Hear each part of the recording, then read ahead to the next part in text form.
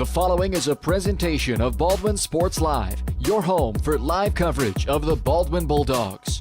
Baldwin Sports Live is presented by Hayden Outdoors Real Estate, the brand that sells the land. Learn more at haydenoutdoors.com. Also brought to you by Farm Bureau Financial Services, Kelly Neufeld, Baldwin State Bank, Codiano State Farm Insurance, Heartland Plumbing, Lamb Roberts Price Funeral Home, One Choice Heating and Air Conditioning, Trindle Lumber Company, Oral Surgery Kansas, Hers Incorporated, Rice Precision Manufacturing, The Bullpen, Baldwin City Recreation Commission, New Frontier Tax and Business Services, the Lumberyard Arts Center, Jobats, Baldwin City Community Newspaper, and by the Baldwin City Chamber of Commerce. This is Baldwin Sports Live. Good evening from Baldwin City, where it's the season opener tonight for the Baldwin Bulldogs as they host the Paola Panthers here on Baldwin Sports Live. The pregame show is presented by Baldwin State Bank. Personal service from people who care. That's what you get at your hometown community bank. Baldwin State Bank. Whether it's personal finances, business money management, loans and credit, or savings for retirement, go see Baldwin State Bank. For over 120 years, they've helped serve our community. Enjoy a better banking experience with your friends and neighbors at the Baldwin State Bank. Well, lots of unknowns, as is every season when we start a new journey, and that's what we certainly have here today for both these teams. The Paola Panthers, they lost several key contributors from a year ago, including a second-team All-Stater in Kate Ediger. The Bulldogs, similar fashion, losing an honorable mention All-State guard in Riley Smith. So both teams will be looking to replace their leading scorers and more from a year ago, and that's the beauty of high school sports. There's always the next man up, in this case, the next woman up to take those places. I'm Bryce Kessler. I'm joined tonight by Caleb Butler as we also say welcome to the Paola fans watching tonight. A little dual broadcast here. So the Paola fans, you're going to have to bear with us. You're going to get the Baldwin broadcast in terms of the graphics package and all of that. But you've got a familiar voice on the broadcast tonight. Caleb Butler over here with us tonight as well. So Caleb, excited for a new basketball season to tip off here tonight. Absolutely. What a time.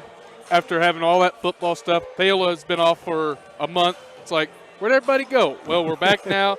Brand new sport, brand new season.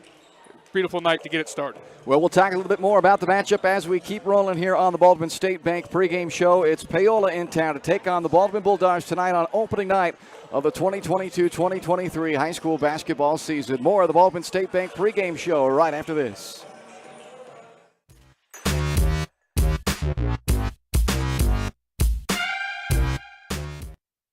At Baldwin State Bank, we love being part of the community we serve. Our roots run deep in Baldwin City, and our commitment runs deeper. Whether it's that dream house you can't wait to call home, or the trust of your personal finances, both present and future, we're here to serve you, our customers, our neighbors. Baldwin State Bank, proud supporter of the Baldwin Bulldogs for more than 100 years and counting. Come see us downtown or online at baldwinstatebank.com. Member FDIC, Equal Housing Lender. Hayden Outdoors Real Estate has proudly been serving the Midwest since 1976, covering 29 states and over $1.3 billion in annual sales. Chad and Penny Sheldon are some of the top producing brokers from Baldwin City, Kansas, selling farms, ranches, rural homes, and recreational real estate throughout Kansas. Their knowledge, passion, and expertise will help make your next real estate transaction an excellent experience. Contact Chad or Penny today by phone at 785-821-2666 or by email at shad@haydenoutdoors.com. Trindle Lumber Company is the go-to stop for every do-it-yourselfer and professional contractor. They carry a wide variety of plumbing, electrical, and hardware products, along with a vast selection of windows, doors, and paint. Their full-service drive-through lumber yard has what you need for every project and offers free estimates and professional delivery. At Trindle Lumber Company, you get the right products with the best service. Stop by at 1516 South Main in Ottawa or call 785-242-8144.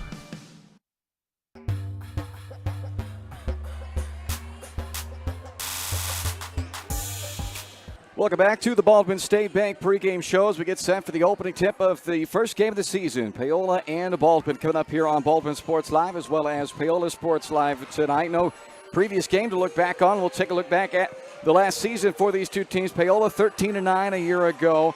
Baldwin 10-11 last season as they met way back on opening day of last year as well. Last time these two teams played. Paola leads the series since about 2006. It looks like I have those records, 16-14. So it's been a relatively back and forth battle between these two teams. Last year certainly didn't disappoint on opening night. It was a 4-point game. Paola edging Baldwin 58-54. It was Paola's first win over Baldwin since February 3rd of 2017, snapping a 5-game Baldwin winning streak in this head-to-head series. So we'll see if the Bulldogs are able to get back in the win column in this head-to-head matchup with Paola, or whether the Panthers, fresh off their first win since 17 over Baldwin, can make it 2 in a row. That's what's on tap here tonight from Baldwin. More of the Baldwin State Bank pregame show. When we come back, we'll take a look at some of the matchups and players to watch in this game as Paola and Baldwin battle on opening night here on Baldwin Sports Live and Paola Sports Live.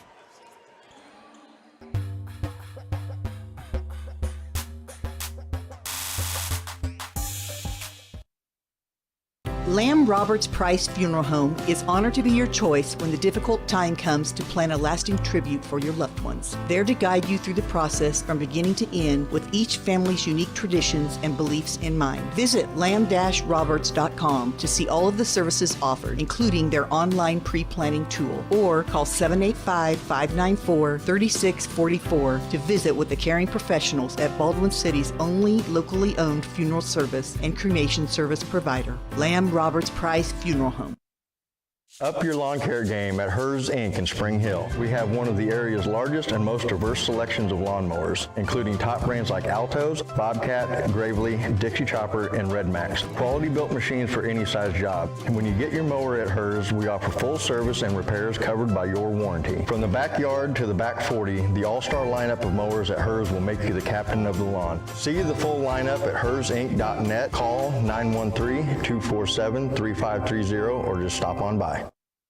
Dr. Philip Harvey at Oral Surgery Kansas is a proud supporter of the Baldwin Bulldogs. Dr. Harvey and his staff wish all of the Bulldogs the best of luck this year as you continue to make Baldwin City proud. Oral Surgery Kansas provides personalized, gentle, comprehensive patient care for a wide range of oral surgery procedures. To learn more, visit oralsurgerykansas.com or call 785-843-5490. Oral Surgery Kansas, cheering on the Baldwin Bulldogs.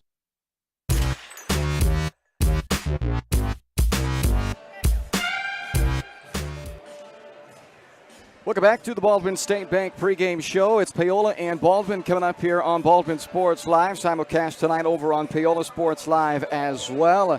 Look at the matchup here for the visiting Paola Panthers. They lose a couple of starters from a year ago. The biggest loss that they'll feel will certainly be the loss of second-team All-Stater Kate Ediger, but perhaps another Ediger ready to step up and fill some of those shoes of the older Ediger, as Abby Ediger, a sophomore, we expect to see some time and see some impact for this Paola roster this year. But they do bring back 3 starters, and that is led by Ava Kale, Maggie Kauk, and Maddie Pitzer. Those 3 all expected to play very big roles for Jamie Butler this year for the Panthers. I'll throw it to Caleb here for a second as well as we talk about this Paola team and the matchups to watch in this game for the Panthers. What should we have our eyes on here tonight, Caleb?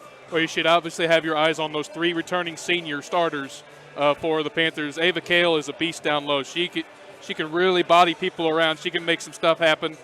Maggie Kauk is super athletic, probably the best athlete on this team, bar none, in my personal opinion. And then Maddie Pitzer, really good at distributing the ball, getting the ball to the playmakers. The big key, though, is the Panthers only returned 4 players from last season's roster that played significant minutes last year. The 3 seniors, as we said, in Pitzer, Kauk, and Kale. The other one is the point guard, Ella Foster. Everybody else is pretty much a new face. A key component to watch in this one is Anna Kane. Anna Kane was a tremendous volleyball player. She's very athletic. She's going to help Ava Kale down low. It should be a very entertaining contest if it's anything like it was on opening day last year.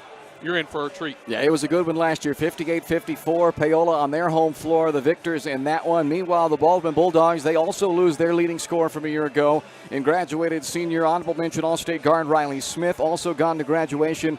Their top post player in Izzy Harvey, but they do return 3 starters led by senior guard Carly Neufeld, who went off for a 24-point night against Paola last year, averaged 11 points per game, and is the top outside shooter for this Baldwin team. And we expect a big jump for Neufeld now in her senior season, and she is joined by a couple of returning starters in Alyssa Reichert and Marin Frost as well, and several others that saw significant minutes last year. Emma Kate Lang, Carly Toot, Bailey Smith, all played significant minutes a year ago. So perhaps when you just look at experience, Baldwin maybe have a slight edge over what Paola brings to the table in this season opener. But again, both teams having to replace their leading scorer from a year ago, and it's high school basketball, man. Every year brings with it new adventures, and that's what we are in store for here tonight. So it's Baldwin and Paola coming up in the season opener. You're watching the Baldwin State Bank pregame show. When we come back, we'll get you the Codiano State Farm game plan for the night. It's the Bulldogs and the Panthers coming up here on Baldwin Sports Live, and shared simulcast with our friends in Paola tonight on Paola Sports Live.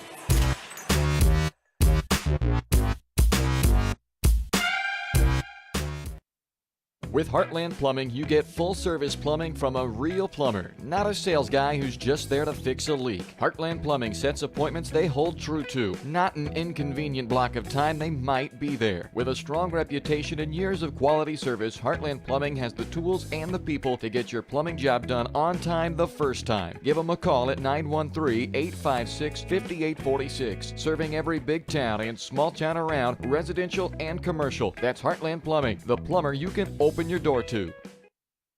State Farm Insurance Agent Codiano is ready to be there for you every step of the way. From starting policies out to the day disaster strikes, Cody and his team are ready to help. Cody strives to be different, doing things the other people don't and other agencies won't, helping more people in more ways. That's Codiano State Farm. Call 785-594-0270 or stop by at 208 Baker Street for a cup of coffee and a free quote for your auto, home, or life insurance with Codiano, your local State Farm insurance agent in Baldwin City.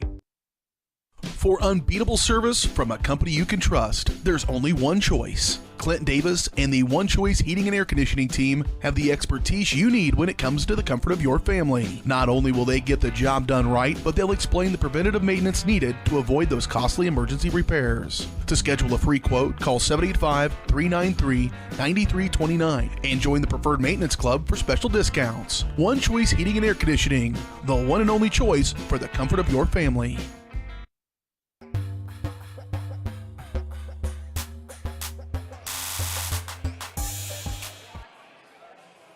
Welcome back to the Baldwin State Bank pregame show as we're getting you set for tip-off here on opening night. It's Paola and Baldwin coming up, and it's time for our Codiano State Farm Insurance game plan. Join Codiano and State Farm Insurance and welcome Santa to town coming up on Thursday, December 8th at the Baldwin City Golf Course from 5 to 8 p.m. You can take free photos with the big guy, enjoy free hot chocolate, cookie decorating, and more. Santa is coming to town Thursday, December 8th with Codiano State Farm Insurance, 5 to 8 p.m. at the Baldwin City Golf Course. So there we see our State Farm Insurance game plan tonight. Established Neufeld on offense. A more assertive Carly Neufeld, I think, is going to be the biggest key for the Bulldogs this year. I think she'll need to be the catalyst for this team this year. We know she can shoot, but she'll need to create as well as this leader of this Baldwin offense and more. So establish Neufeld on offense and then turn some defense to offense. That was what the Bulldogs were best at a year ago, and they could force the turnovers, convert that into layups. So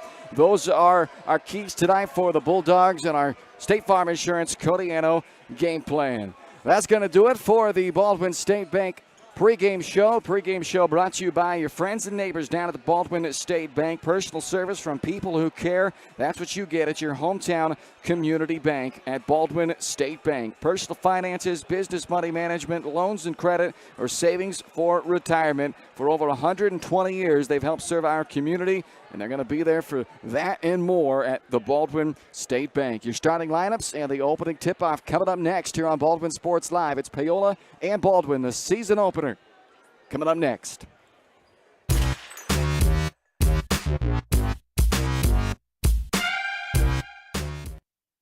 When choosing a bank, wouldn't you prefer doing business with a local institution with years of commitment to our community? That's Baldwin State Bank. For more than 100 years, we've been providing products and services specifically tailored to our friends in Baldwin City. Whether it's a free checking account, savings for retirement, or your next loan, we'll be here. Because our roots are here. Baldwin State Bank, proud supporter of the Baldwin Bulldogs. Come see us downtown or online at baldwinstatebank.com. Member FDIC, Equal Housing Lender.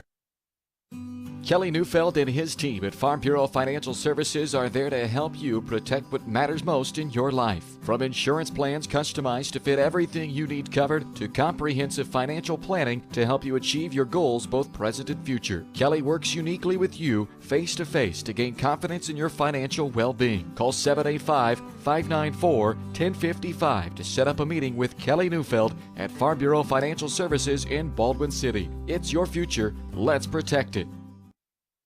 Hayden Outdoors Real Estate has proudly been serving the Midwest since 1976, covering 29 states and over $1.3 billion in annual sales. Chad and Penny Sheldon are some of the top producing brokers from Baldwin City, Kansas, selling farms, ranches, rural homes, and recreational real estate throughout Kansas. Their knowledge, passion, and expertise will help make your next real estate transaction an excellent experience. Contact Chad or Penny today by phone at 785-821-2666 or by email at shad@haydenoutdoors.com. Hey, great party. Oh, thanks. Here you go. One hamburger, medium well. This is well done. No. That's medium well. What? Are you calling me a liar? This thing is practically burned. That's it. You're not going to come to my house and tell me how to cook a hamburger. You wouldn't do it there. You gotta be crazy. So don't do it here. Sportsmanship. It's up to you.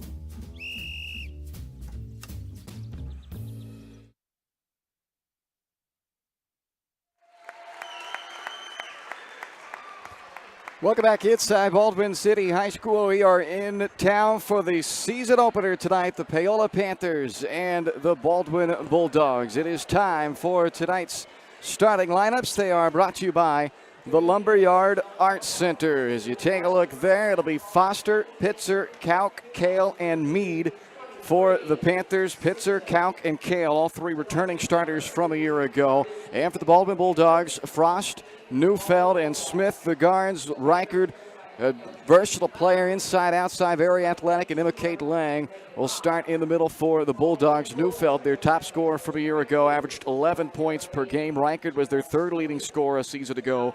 She averaged 6.5. Frost also just under 6.5 points a year ago for the Bulldogs. Baldwin is coached by Eric Toot and assisted by Kara Lee and Chad Scobie. Toot in his first season now as the head coach of the Bulldogs after many years at the sideline as an assistant under Bob Martin, who retired after this past season.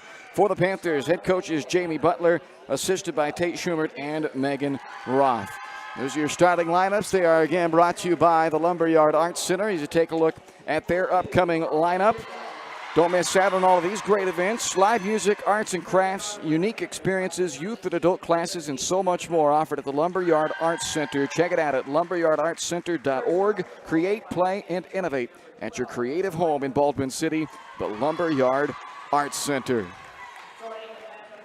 So they will finish giving the starting lineups out here to the crowd in attendance tonight in Baldwin for this much anticipated season opener for both of the Baldwin teams. I can speak for certainly. They are excited to get this new season underway, and I imagine, Caleb, the feeling is much the same for Paola. Everybody excited to get this new season underway here tonight. Oh, no doubt about it, and especially for the ladies as they went 13-9, the best season they've had in quite some time. So they're looking to build off that momentum, see if they can have another season like that or possibly even better this season. The one thing that's been a bugaboo for the Panthers, especially as of late, has been the turnovers. Can the Panthers limit those turnovers and have more efficient basketball early in the season especially? If they can do that, they can win a lot of games. But if they continue to turn the ball over, it's going to be a long year. We'll see what happens here on the opening night, though. Good test here on opening night. The opening tip-off is brought to you by Baldwin City Recreation Commission. Mark your calendar for the start of the annual Jingle Bell Rock. The hunt begins Monday, December 5th, with clues released daily. Follow Baldwin City Rec on social media and on their brand new website, baldwinrec.org. $300 cash prize for the person who finds the Baldwin City Jingle Bell Rock. And we are underway here in Baldwin with one jump ball to be followed by, of course, another jump ball. Might as well just reset it. Reset the clock to 8 minutes. Really no play happened there. So Reichert and Pitzer will jump center again. This time it's Paola that controls the opening tip, and right away they get a nice look underneath from Meade. A couple of good looks for Paola on the opening possession, but they come up empty, and a jump ball will send it over to Baldwin. So Paola certainly executed well off the jump ball, but can't convert. And now we get our first look at the Baldwin offense as Carly Neufeld brings it into the front court. Their leading returning scorer at 11 points per game, and a really good outside shooter for the Bulldogs, and she may get a chance right away, but it is blocked out of bounds. Good recovery defensively there by Maggie Kauk, who you mentioned, Caleb, is probably bar none the best athlete, and she shows off that athleticism right there. Absolutely. Came from the opposite side of the court to fly up and block that shot out of bounds. Just tremendous athleticism by Kauk. Inbound to Reichert, and Alyssa will go to work off that left lane line for the lefty, but not able to knock it down, and then losing it out of bounds is Kauk. So the Bulldogs will get a second chance at it here and really make it a third chance. Again, they go into Reichert. Kauk defending and forces another miss from Alyssa Reichert, out of bounds off of the hand of Emma Kate Lang. And both teams get decent looks to start the night, but both teams come up empty, and some little token pressure here for the Bulldogs, as that has been kind of what they've hung their hat on, forcing turnovers in that full court pressure, turning defense to offense. Bailey Smith out there closely defending on Maddie Pitzer, one of the three returning starters for the Panthers. Paola works it right to Kauk. Meade up top now. Baldwin matched up on the perimeter. And Emma Kate Lang trying to go for that steal, ends up bumping into Ava Kale, and Lang will pick up the personal foul. It's her first and the team's first. Panthers got bailed out there. Not much flow offensively there. Way too far outside the three-point line. Got to try to get that ball inside and make Baldwin move around. No score as we are just over a minute into this opening quarter. Both teams still trying to get their sea legs under them here in this season opener.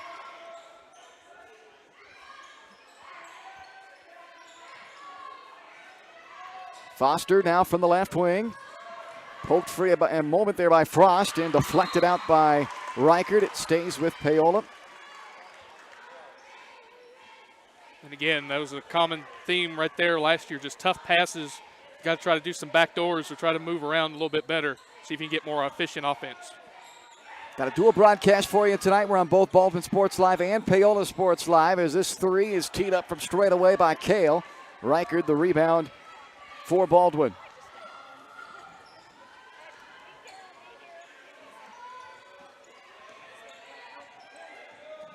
Still no score as Bailey Smith has it out of the right wing for the Bulldogs. Up top to Frost, quickly working around to Neufeld. Little shot fake, shuffles inside to Lang, and the basket goes for Emma Kate Lang. And a foul on Maggie Kauk will give Emma Kate a chance at a three-point play with the game's first points. Definitely the best offense of the night for both teams. Emma Kate Lang looked like almost traveled with it as she had nobody initially, so she tried to do the lean back. Nobody was there, but fortunately for Lang, she's able to get the and one. At the free throw line, Lang was a 35% free throw shooter only last season, and she comes up empty on that attempt, so the three-point play not there for her, but it's still a 2-0 lead for Baldwin with 6 minutes left to play in the first quarter. Paola got a couple of really good looks off the opening tip, but have not had much in the way of good offensive looks since then. Here's a decent job getting it underneath there to Meade from Kale. And another miss from close. Good job by Foster scrapping for the offensive rebound. Kauk's three off the mark and a tie up in the paint. This will stay here with Paola. 5:37 to go in the quarter and a 2-0 Baldwin lead. Panthers doing an excellent job on the offensive glass, really going after the glass hard. Baldwin's got to start putting bodies on people. Otherwise, Paola's eventually going to get something cooking on these offensive second and third chances. Kauk inbounds. And they want to go right back into her. Wide open, deep in the paint, but it won't go for Kauk. Offensive rebound, another one of those boards. Kayla, you just talked about the offensive rebounding, and there's another one for Maggie Kauk. A foul then on Baldwin, and it is called on Neufeld. It's her first and the team's second. So yet another try here for Paola, who has had the iron unkind to them so far, and they throw it away on the inbound play. And for a moment there, the official was checking to see whether there was a tip, and they say there was not, so it's Baldwin basketball on the Paola turnover. It's just been a common flow of this game so far. The Panthers just really stagnant offensively. Have had a couple good looks inside, just can't be able to finish. Just got to find a way to slow the game down and get a better look. Neufeld misses the long two, and a loose ball foul against Baldwin. And this will be charged to Alyssa Reichert. She picks up her first. That's the third team foul for Baldwin. And the Bulldogs will go to the bench for the first time tonight. Carly Toot, a 5'6" senior, checks in and replaces Reichert after that foul on Alyssa. See if the Panthers can get some flow here offensively on this possession. They've had a handful of looks from 2 feet away, and they have not been able to get one to drop so far. Now they turn it over for the second straight possession. Baldwin looking to capitalize in transition. Neufeld gives it back outside to Smith, and they'll set up the half-court offense. There's one bucket on this end, though, so that's the good news for Paolas. They have not had Baldwin pull away in the opening minutes, because both teams still trying to find their way offensively. Here's a push called on Jade Mead. Second foul on Paola. It's Jade's first. And off the bench now comes a freshman guard, familiar last name, Chloe Neufeld, the younger sister of Carly Neufeld, checks in for the first time. So both Neufelds in the lineup now, along with Smith, Toot, and Emma Kate Lang. It was a pair of Smiths last year in Riley and Bailey Smith that shared the floor, and now they have the Neufeld sisters out there. And here's Chloe to her sister Carly, and she'll back it out. Chloe out of the corner. Nice find up top. Smith quickly gives it up. Neufeld deep three. And it's rebounded by Mead for Paola. Then she throws it away on the outlet. Chloe Neufeld the steal and draws the foul on Jade Mead, who picks up perhaps more of a frustration foul there. And unfortunately for Jade, that's her second. And she's likely going to come out of the game there just not very firm with the ball. Got the rebound cleanly and just assumed Foster was going to be there for the outlet. Threw it right to Neufeld. And now picks up her second foul. She's probably out the rest of the quarter. So she indeed exits, and in comes a sophomore, 5'9" sophomore, Abby Ediger has checked in. And now another foul against Paola. This one charged to Maddie Pitzer, as both teams have now, or rather, that's the fourth team foul against Paola here in the opening minutes. 3 quick fouls in succession there for the Panthers. 4:22 to play, first quarter. Still just 2-0 Baldwin. A bucket from Emma Kate Lang, who has it here. The only points that this game has seen as we near the midway point of the opening quarter. Neufeld jumps and passes inside to Lang, triple teamed and travels. And threw it right into danger there. Nothing Kate Lang could do there except walk with it. Panthers force another turnover, but they have been inefficient offensively so far. Still in the game, however, down just a bucket. Lang checks out. Alyssa Reichert, 5'10" junior, back in for Baldwin. 2-0 Baldwin, 4 minutes left to play, opening period. Maggie Kalk off the dribble drive, cut off by Smith. And now Ella Foster will set things back up for the Panthers. 13-win season a year ago. Nice backdoor cut, feeds Kalk. Set up on the assist by Kale, and we're tied at 2. Definitely the best offensive output there for the Panthers. Really well done on the backdoor cut, the kiss off the glass. Neufeld pulls up off the dribble and connects. So Carly Neufeld led the team with 42 three-pointers last year, and she knocks down her first of what is expected to be many here on this season. Tie up just across mid-court, and it's another jump ball. This time the possession arrow favors the Bulldogs.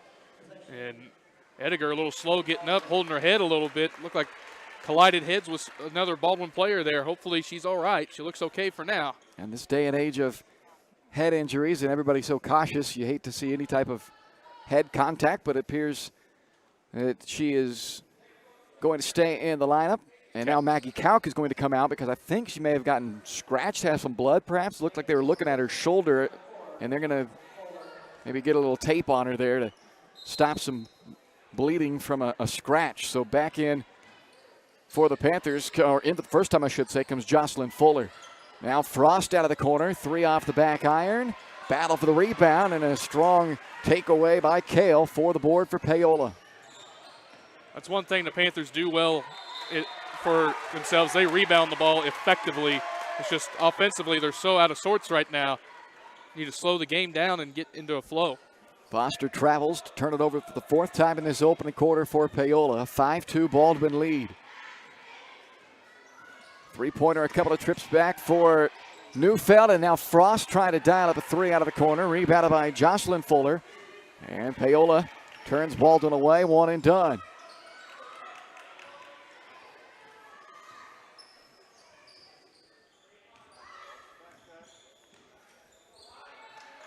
Outside right, Pitzer trying to work off that screen from Kale. Nothing there on the roll, and it comes back over to Foster on the left wing. An illegal screen called on Abby Ediger. And just like I said to begin the game, the turnovers have been a problem for the Panthers the last few years especially. I've lost count how many turnovers that is now for the Panthers. 5 already in this first quarter. Just got to settle down and get into the game a little bit. It's going a little too fast right now. The energy's a little too high for the Panthers right now. They get Kalk back at the lineup. They got her cleaned up, a little tape on that back of the right shoulder there. And also Emma Kate Lane comes back in for Baldwin. Yeah, 5 turnovers. I guess if you want to be the glass half full type, that's at least a dead ball turnover. No chance for a transition bucket the other way for Baldwin. And so far that's been the majority of the Paola turnovers, as now Baldwin gives one back. And Bailey Smith, after a quick breather, right back into the lineup for Baldwin. There may be more combined turnovers so far than combined points in this first quarter. It's dead even, actually. 5-2 in points, 5-2 the other way in turnovers. And a foul on the Bulldogs. I believe it's going to be Chloe Neufeld who gets tagged with this one. We'll see. Good aggressive drive by Ella Foster, drawing the foul and getting to the free throw line. The first free throws of the year for either team. See if Foster can knock down a couple after this timeout. And yep, first a timeout taken by Eric Tooth, first-year head coach, but a longtime assistant for the Bulldogs. He'll spend his first time out here. Baldwin Sports Live is presented by Hayden Outdoors Real Estate, the #1 land brokerage for farm, ranch, and recreational properties. If you're looking to find your next dream property, or maybe you're thinking about listing, go with the best in the business. Your local Baldwin City brokers, Chad and Penny Sheldon at Hayden Outdoors. If you also desire an escape to country living right now, they've got the perfect modern farmhouse available just outside of the city limits of Baldwin. A newly remodeled home sits on just under 4 acres of tree-lined, undeveloped farm ground. Check out that beautiful property and more at HaydenOutdoors.com. Well, 5-2 Baldwin lead here in this opening quarter with 2:10 to play in the period. Ella Foster will be at the free throw line for a couple of shots here for Paola coming out of this timeout. The foul was indeed on Chloe Neufeld. It's her first, and the Bulldogs' 4th team foul of this opening quarter. So here's Foster, 5'4" senior. Unable to knock down that first freebie. Back in comes Jocelyn Fuller for Paola. And Kalk will exit the Paola lineup. Panthers 13-9 a year ago. Baldwin 10-11 last season. They played a game right down to the wire on opening night a year ago, December 3rd of 21, a 58-54 Paola win in Paola. 1 of 2 at the line there for Foster makes this a 2-point game with 2 minutes left to play in the opening quarter.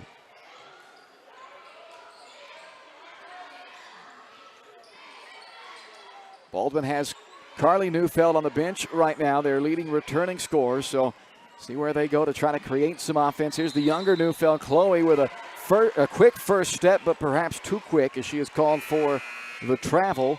And that will be the 3rd Baldwin turnover of this opening period as Maggie Kalk checks right back in for Paola. Both teams really struggling to get any flow offensively. 8 combined turnovers in the first 7 minutes of this ballgame. 2 field goals for Baldwin. Just the 1 field goal so far for Paola. Foster veers off away to the top of the circle and gives to Kalk. Backdoor cut and a nice pass. Kalk hit Pitzer in stride, but unable to finish the layup. May have gotten hit on the back of the head a little bit. She kind of grabbed at the back of her head on that missed layup, but no call, and then a foul called on Kale on the loose ball. So that is her first, 6th team foul on Paola. Carly Neufeld checks back in for Baldwin. Jocelyn Fuller back in as Jamie Butler already appears to be kind of going offense for defense substitutions with Kalk, who picked up an earlier foul in this quarter. And with a minute 15 to play in the period, it's a 5-3 Baldwin lead. The way this game has started, if either team can start knocking down some shots, they may be on their way to opening up a comfortable lead. Both teams still trying to figure things out here in this season opener. Not uncommon for the first night out of the season. Jump ball, and this will head back the other way as Baldwin turns it over now for the 4th time. And that's like 3 straight possessions that Baldwin's turned the ball over. Panthers really harassing the Bulldogs defensively. It's just 3 made field goals in this first quarter. For a guy that likes offense, this is ugly right now. It's still a long way to go. Kalk, tough shot, but she draws the foul.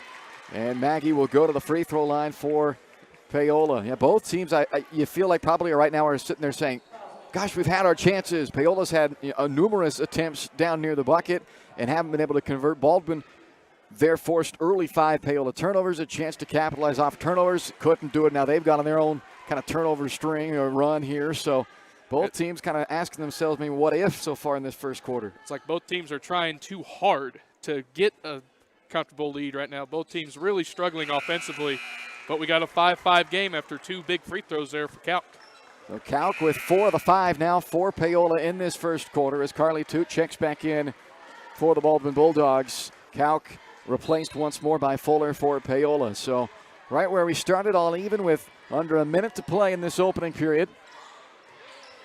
See how Baldwin attacks this final 40 seconds, how patient they want to be, and perhaps hold for that final look. Toot outside to Reichert. Alyssa gets herself into some trouble and travels. So they have caught Paola in the turnover department now as both teams have turned it over 5 times. And as you mentioned last time down, I think it was about 3 in a row now. Make that 4 possessions in a row. The Bulldogs have given it up.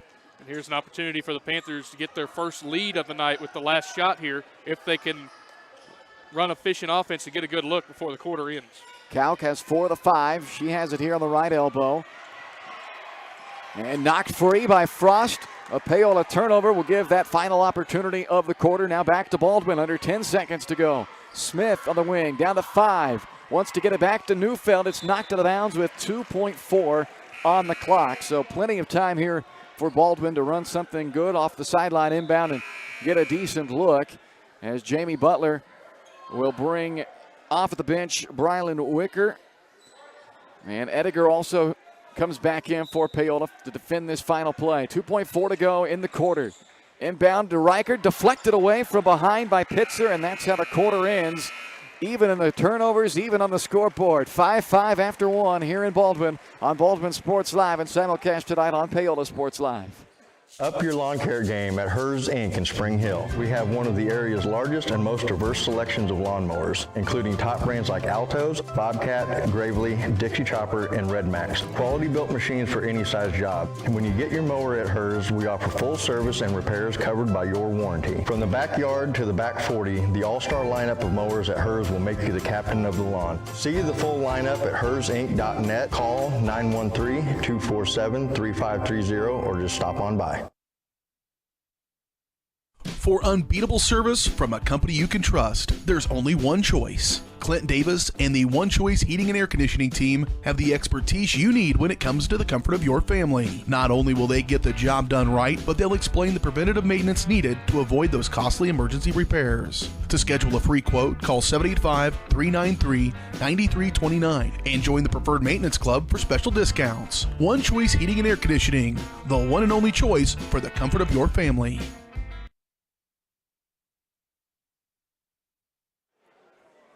Baldwin Sports Live is presented by Hayden Outdoors Real Estate. And we are headed to the second quarter here tonight in the season opener. Not so unexpected. Both teams trying to still kind of find their way. That is usually somewhat the norm in these early season ball games, Caleb. As I'm joined by Caleb Butler tonight, I'm Bryce Kessler here on Baldwin Sports Live, simulcast on Paola Sports Live for you this evening as well. And both teams certainly showed that in that first quarter. 6 turnovers apiece, 5 points apiece. So I guess wipe it all away, and we'll play a 3-quarter game tonight. That's right. Usually when you have more combined turnovers and more combined fouls than combined points in a game, it ain't going to bode well for you. So maybe a whole different ball game now that first quarter's out of the way. See if we can have more efficient offense from both sides in the second quarter. Carly Neufeld with it for the Bulldogs. Up top to Samantha Scraper, who's in for the first time. This is Bailey Smith on a drive. Step through to get around Kale, and a finish by Bailey Smith.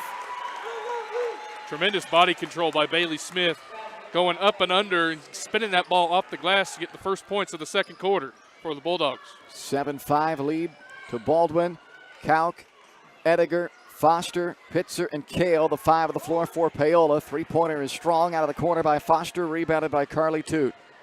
Toot, Neufeld, Scraper, Smith, and Lang for Baldwin. A 7-5 Bulldog lead and a 7th Baldwin turnover as that pass went right through the midst of Sam Scraper and out of bounds. Chloe Neufeld will return for Baldwin. Caleb mentioned the fouls as well. Baldwin will be in the bonus on the next Paola foul. Baldwin still 1 foul to give as we start this second quarter. Kale left all alone, fires up a 3, too strong, rebounded by Toot. Back-to-back 2 good looks to start the second quarter for the Panthers, just didn't knock them down. Inside to Lang, and Emma Kate Lang makes a nice move towards the baseline, uses that glass up there to bank one in, and it's a 4-point Baldwin lead with 6.5 to play in the second quarter. And a foul on Neufeld, who not only gets called for the foul, but took the worst of the fall as well. Ends up on the floor. Got her feet kind of tangled up after reaching in, committing the foul. That's the second on the freshman, Chloe Neufeld. And the 6th Baldwin team foul. So Chloe will stay in the game with that second foul. Toot checks out, and Alyssa Reichert has come back in for the Bulldogs. That pass underneath by Foster is too tall for Kale and thrown out of bounds. That's the right idea by Foster, just a little too much on that pass as Kale was there, had the position on the defender, as she had the defender up the lane, just a little strong on the pass.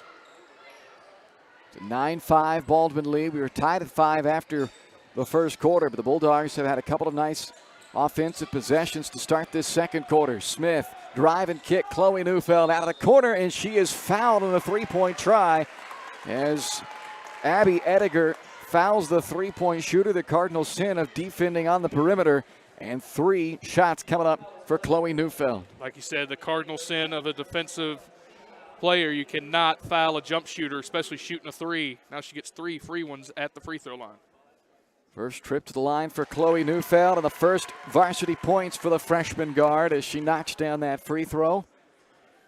And that has allowed Baldwin now to double up the Panthers early on in this second quarter. Long way to go, though, as the second free throw is left short by Neufeld. In comes Jade Mead for Paola. And Ediger, after picking up that second foul, will check out of the lineup for Paola. It's now 2 Panthers with 2 fouls apiece. So Neufeld takes advantage and knocks down 2 of the 3. And Baldwin leads it 11-5 with 6:03 to play in the second. 6-0 run for the Bulldogs have opened up this lead for Baldwin. Panthers need a bucket. Foster almost looked like she may have double dribbled there, but kept that hand off of the ball.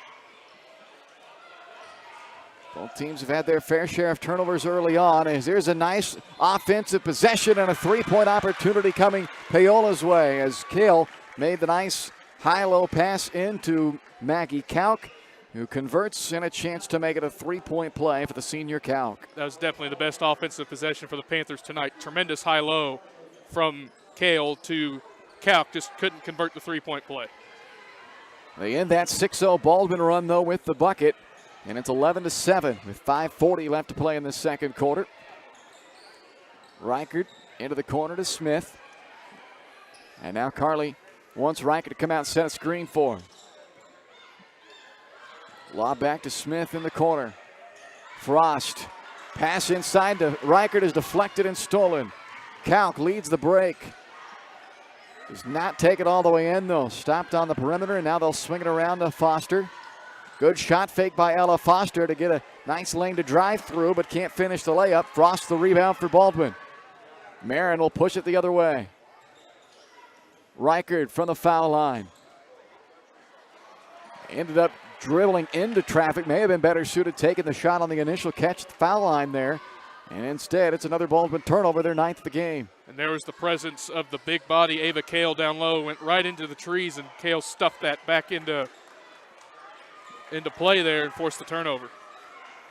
Kalk off the one dribble. Misfire. Kale on the offensive glass. Can't stick it back. And Emma Kate Lang clears it for Baldwin. 4-point Bulldog lead.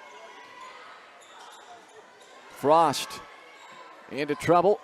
Back out to the perimeter it comes for Reichert. Now Smith catch and fire. Left iron miss. Offensive board for Reichert and knocked out of their hands on the way back up. It'll stay with Baldwin. That could have been called a foul, too, on Ava Kale. There kind of stuck her arm in there. It looked like she got a little bit of the arm of the Bulldog offensive player there. But the Panthers avoid what could have been free throws there for Baldwin. See if the Panthers can get the ball back. Abby Ediger is checked back in, replacing Meade for Paola.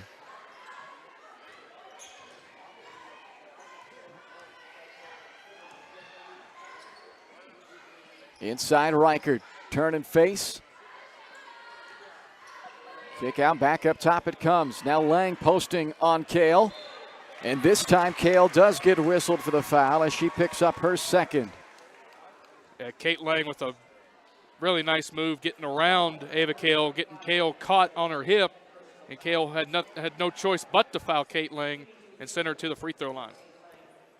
So Emma Kate, 35% shooter a year ago, 0 for 1 so far in this game, and now 0 for 2, as that was one of the things that Eric Toot had mentioned in some of his preseason preview stuff with different media publications, was got to convert the free throw line, and it sounds so simple. It's one of those things that gets taken for granted, though. It does. The points that can be left on the table at that charity stripe, and so far the Bulldogs in this game have left 3 possible points at that free throw line. Another opportunity still to come here for Lang. And how many times have we seen in close games those missed free throws come back to haunt teams? It's an 0 for 2, but a second chance at it after Bailey Smith secures an offensive rebound. Neufeld drive, unable to finish with the left hand, and then may have committed a foul after the miss. Let's see who they get here. Both Lang and Neufeld were there, and it is on Lang actually. So she picks up her second, and we'll go to the other end of the floor, and free throws coming up for Maddie Pitzer of Paola. It'll be a 1-and-1 opportunity for Pitzer. Panthers have been okay so far at the free throw line. I believe 3 of 5 to start this game. This is a big 1-and-1 though for Maddie Pitzer. She struggled from the free throw line at times last year. See what she can do this time. You are right on the money, Caleb. 3 out of 5 thus far. Make it 4 out of 6. And one more coming for Pitzer. That's her first point of the game.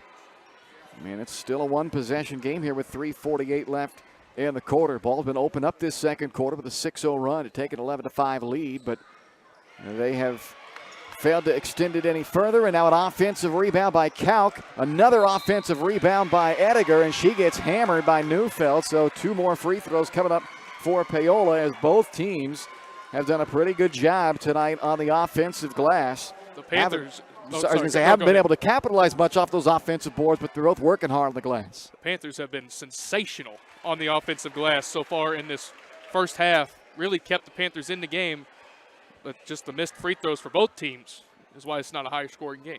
So I thought it was Neufeld that committed the foul. They actually call it on Toot. And now another offensive rebound after a pair of free throw misses.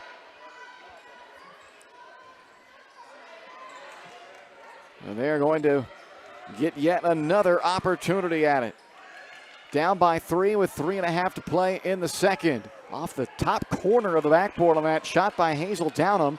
Kalk with another offensive rebound. Another missed shot off the wing, and this time Frost able to clear it for Baldwin, and then a foul committed in the backcourt by Maggie Kauk, and that is not only her second foul, but it'll allow Baldwin to walk to the other end of the floor and take some free throws, and it's going to be Marin Frost, who was a 63% free throw shooter a year ago, who will get the one-and-one opportunity here. Yeah, mistake there by Maggie Kauk. Can't foul in the backcourt after you had about 6-7 opportunities on that little frustration foul there. It's a tough way to pick up your second foul. And Frost able to capitalize with the first free throw anyway, to make it 12-8. And now a chance at one more to extend this to a 5-point Baldwin lead, and does.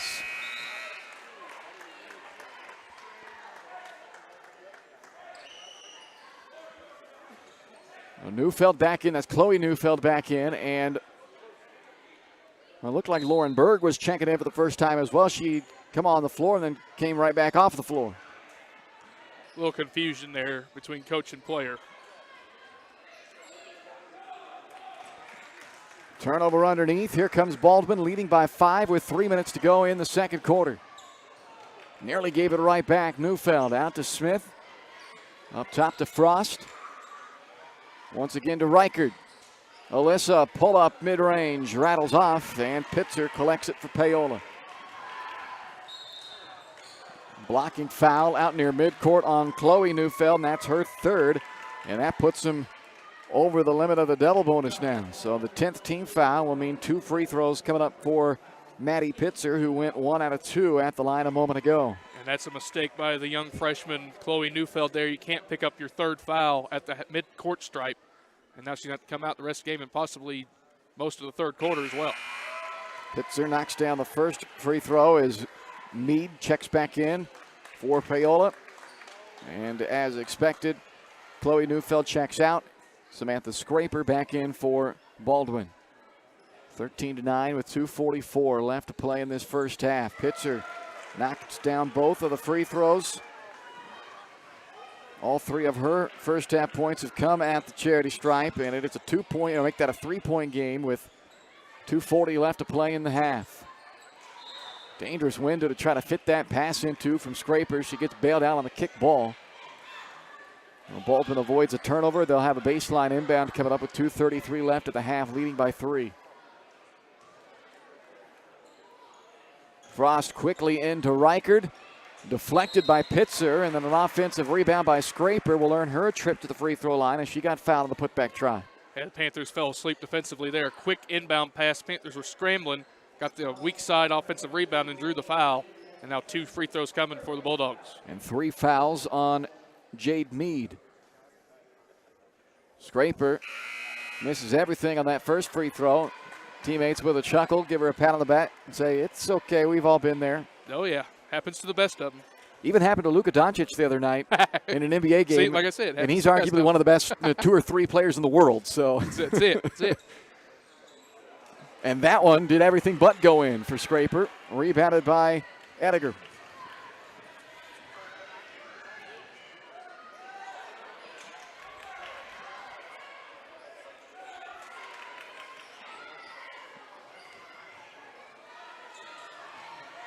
Going baseline, Downham.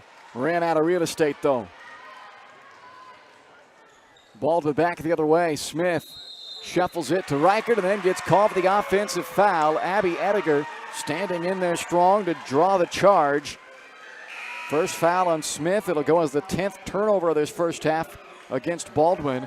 And it goes back to Paola with 2 minutes left of the half and a 13-10 ball game. Tremendous job by Ediger to take that charge and give the ball back to the Panthers. Trying to get back in this game, down just 3. I think it only made 2 field goals, though, in this game.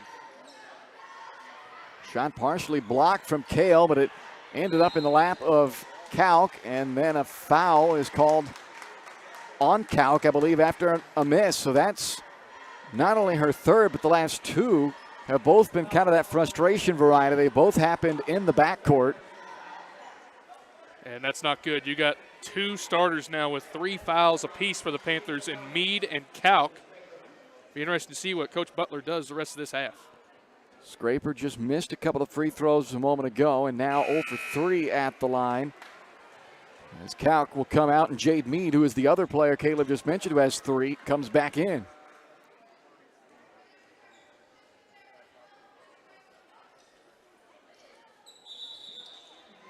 A lane violation here on Alyssa Reichert of Baldwin. So that's the cruel reality for Scraper. She was 0 for 3, finally makes one, and it won't count. It'll get wiped off because her teammate jumped in the lane too quick. That's basketball for you. It's fine. It's right there. 13-10 it remains. Baldwin by 3 with a little more than 90 seconds to play in the half. Coming up, the Farm Bureau Financial Services halftime show, and a steal here for Bailey Smith of Baldwin. Sets up Frost in rhythm, fires a 3 and splashes it home for the Bulldogs. Ties their biggest lead of the game at 6. Panthers desperately need a bucket here to stave off this momentum that Baldwin's accumulated here at the end of this half. Second three-pointer of this first half. The other came early from Carly Neufeld. A missed long shot here, and now Baldwin a chance to continue to add to that lead with a minute left in the half. Smith into the defender, Foster, and she's called for the block. And that's unfortunate for Foster. She was there. All she had to do was just stop and fall backwards, and she'd draw the charge, but she shuffled her feet, and it gave up an easy blocking foul call, and now it's 2 more free throws for the Bulldogs. So Bailey Smith did not take many last year. As a sophomore, was 1 of 6 at the free throw line. Her first trip there this season begins with a miss. The free throw line has been a problem for the Bulldogs in this first half. It's kept the Panthers in the game, as the Panthers have shot fairly well on their end of the floor from the free throw line. Baldwin not so much on this end. Yeah, 4 out of 12 now for Baldwin at the free throw line. And they do get one there from Bailey. And their lead is 7, largest lead of the first half for Baldwin. Meade wrapped up by Frost, a jump ball. It'll stay on this end for Paola. Peyton Williams checks in for the first time for Paola, a 5'8 senior. You can see without Kalk on the floor, this offense is all over the place. Maggie Kalk is certainly the leader of this team. Picking up that third foul has really hurt the Panthers here in the dying straits of this first half. Yeah, Kalk with 6 of their 10, and you mentioned it earlier, Caleb. They only have made 2 field goals. Those have been both made by Kalk. So they are searching for some offense here in these final seconds of the half. Down 7, the largest deficit of the game so far for Paola. Williams to Fuller, swing it to Foster in the corner, and a big three-point shot there from Ella Foster. They needed that one. It's 17-13 with 25 seconds left to play in the half. Can't tell you how huge that bucket is for the Panthers and their confidence. Back in the game, down just 4. See if they can stop the Bulldogs here at the end of the half. Bailey Smith looks back to her head coach, Eric Toot. Final possession here of the half. 10 seconds under that now, and Smith starts to operate with 5. Drives the right lane line. Big collision. And it's another charge on Bailey Smith. Second time she's been called for a charge here in the final couple of minutes of the half. This time standing in to take that charge was Jocelyn Fuller. And it's a Bulldog turnover with 2.7 seconds left in the half. And a chance for one last heave here for Paola. And Pitzer, well, had a little bit more time than a catch and heave, but regardless, probably wasn't going to matter, and this was probably going to be the score. So here we are at the half, 17-13. Baldwin on top of Paola. The Farm Bureau Financial Services halftime show is coming up next on Baldwin Sports Live, presented by Hayden Outdoors.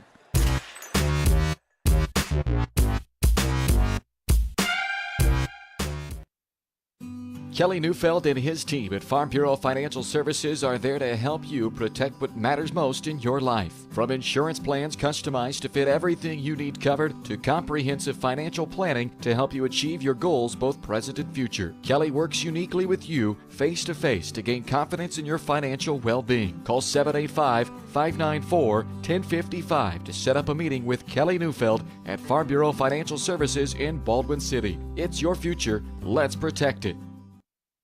Hayden Outdoors Real Estate has proudly been serving the Midwest since 1976, covering 29 states and over $1.3 billion in annual sales. Chad and Penny Sheldon are some of the top producing brokers from Baldwin City, Kansas, selling farms, ranches, rural homes, and recreational real estate throughout Kansas. Their knowledge, passion, and expertise will help make your next real estate transaction an excellent experience. Contact Chad or Penny today by phone at 785-821-2666 or by email at shad@haydenoutdoors.com.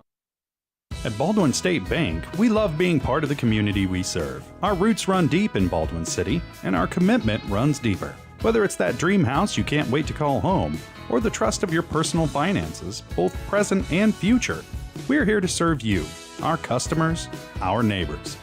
Baldwin State Bank, proud supporter of the Baldwin Bulldogs for more than 100 years and counting. Come see us downtown or online at baldwinstatebank.com. Member FDIC, Equal Housing Lender.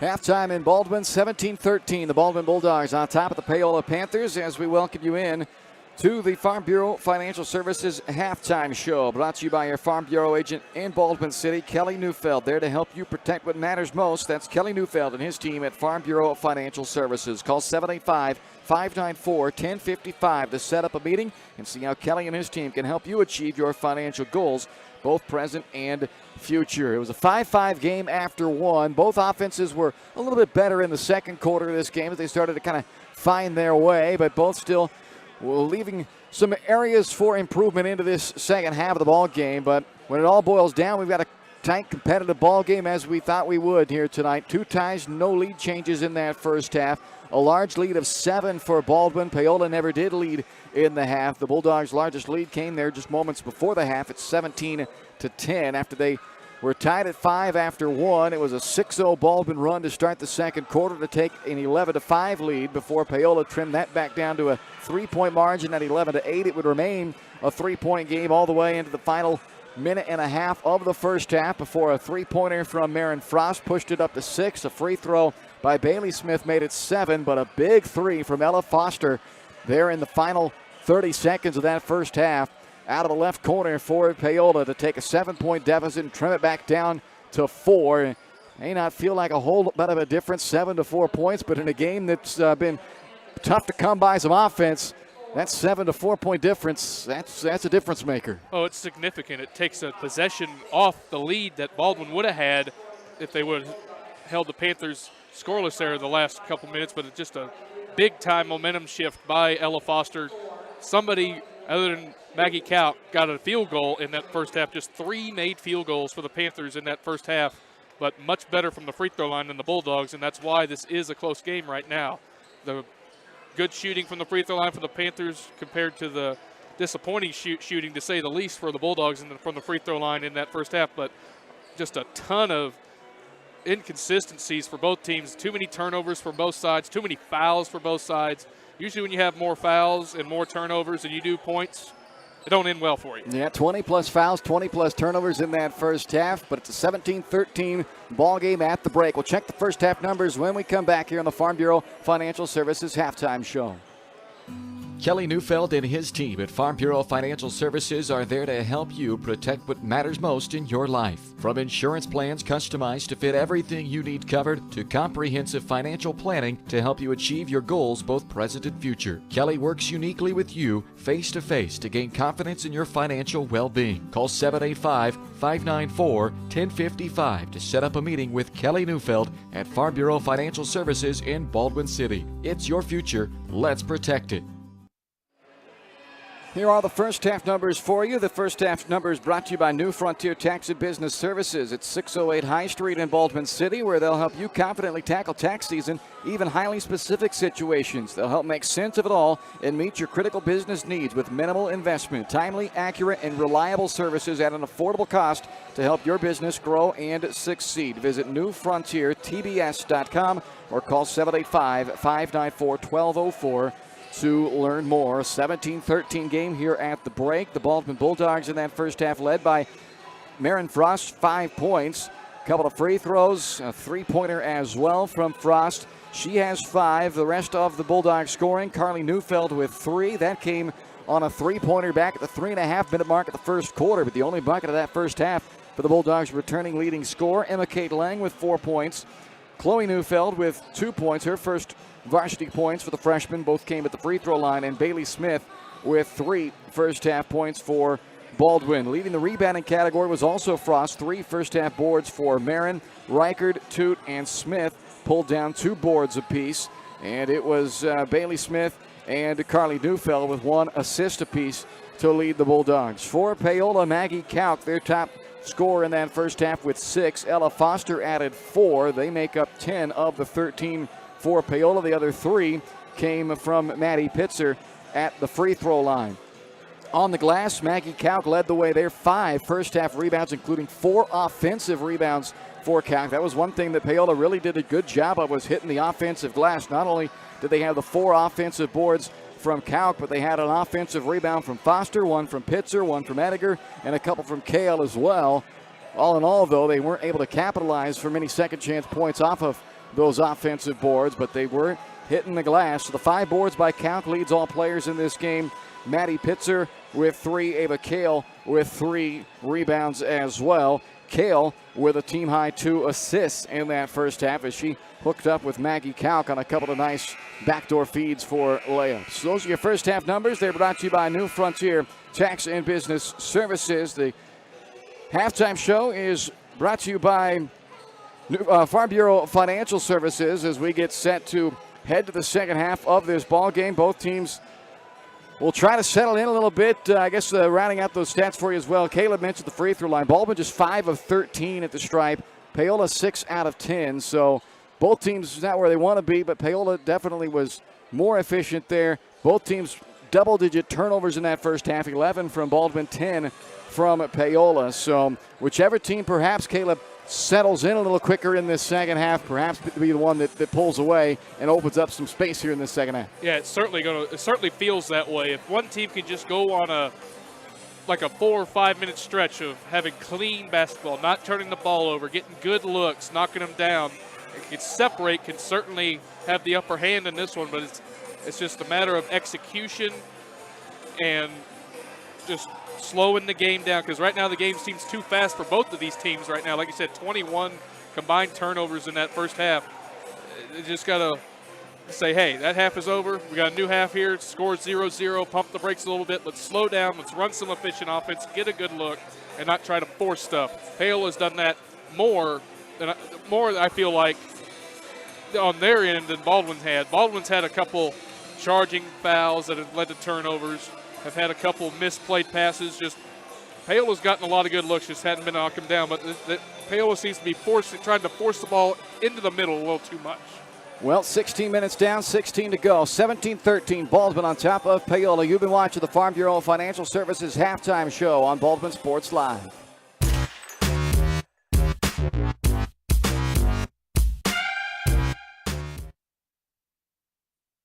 Trindle Lumber Company is the go-to stop for every do-it-yourselfer and professional contractor. They carry a wide variety of plumbing, electrical, and hardware products, along with a vast selection of windows, doors, and paint. Their full-service drive-through lumber yard has what you need for every project and offers free estimates and professional delivery. At Trindle Lumber Company, you get the right products with the best service. Stop by at 1516 South Main in Ottawa or call 785-242-8144.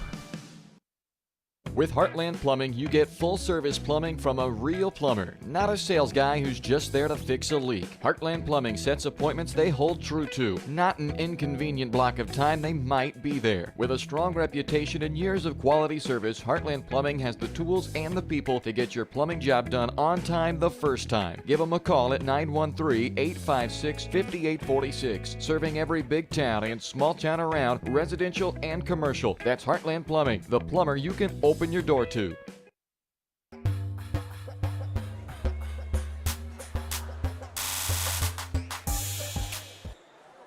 Welcome back here to Baldwin High School as we head to the second half. It's Baldwin and Paola, 17-13. A Baldwin lead, and the Bulldogs will have the basketball to start this second half. I'm Bryce Kessler along with Caleb Butler. We're on Baldwin Sports Live, presented by Hayden Outdoors. Simulcast tonight over on Paola Sports Live as well, and the Bulldogs get a three-pointer out of the corner from Marin Frost to kick off this second half. Neufeld, the assist, and it is 20-13 as Baldwin quickly matches their largest lead of the contest. That was poor defense by the Panthers out of the gate to start the second half. One pass and a shot up for a three.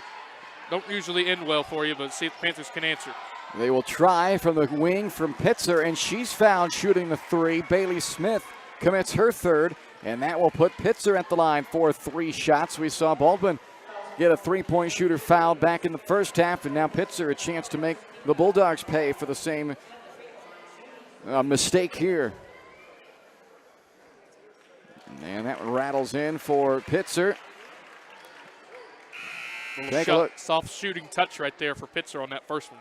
Take a look back at our State Farm Insurance game plan, brought to you by State Farm Insurance agent Cody Anno at 785-594-0270. Bulldogs haven't really gotten Neufeld going on the offensive side. Just 3 points for Carly. And turning defense to offense, well, they've forced the turnovers. They've had the opportunities there, but they have not been able to get the points much off of those. And now Maddie Pitzer takes full advantage of the three-point shooting foul and knocks them all down. So 6 points, all to the free throw line for Pitzer, and it's a 4-point game again.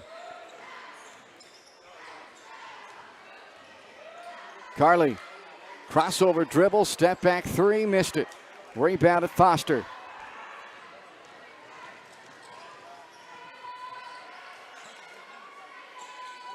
Kalk playing with 3 fouls to start this second half. Inside to Kale, tough turnaround, not there. Neufeld the rebound. Carly pushes it up herself.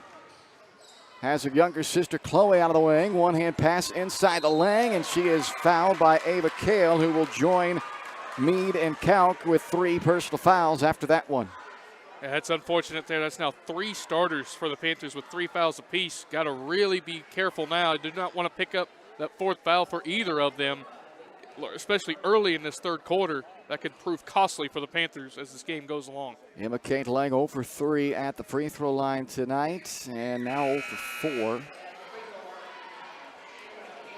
Said the free throw woes continue for the Bulldogs. No doubt. 5 out of 14 for the ball game. Brylan Wicker checks back in for Paola, replacing Kale, who just picked up that 3rd foul.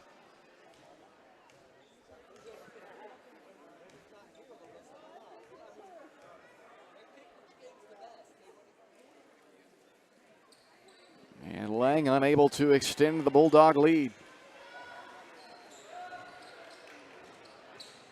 Foster trying to enter it down into the post.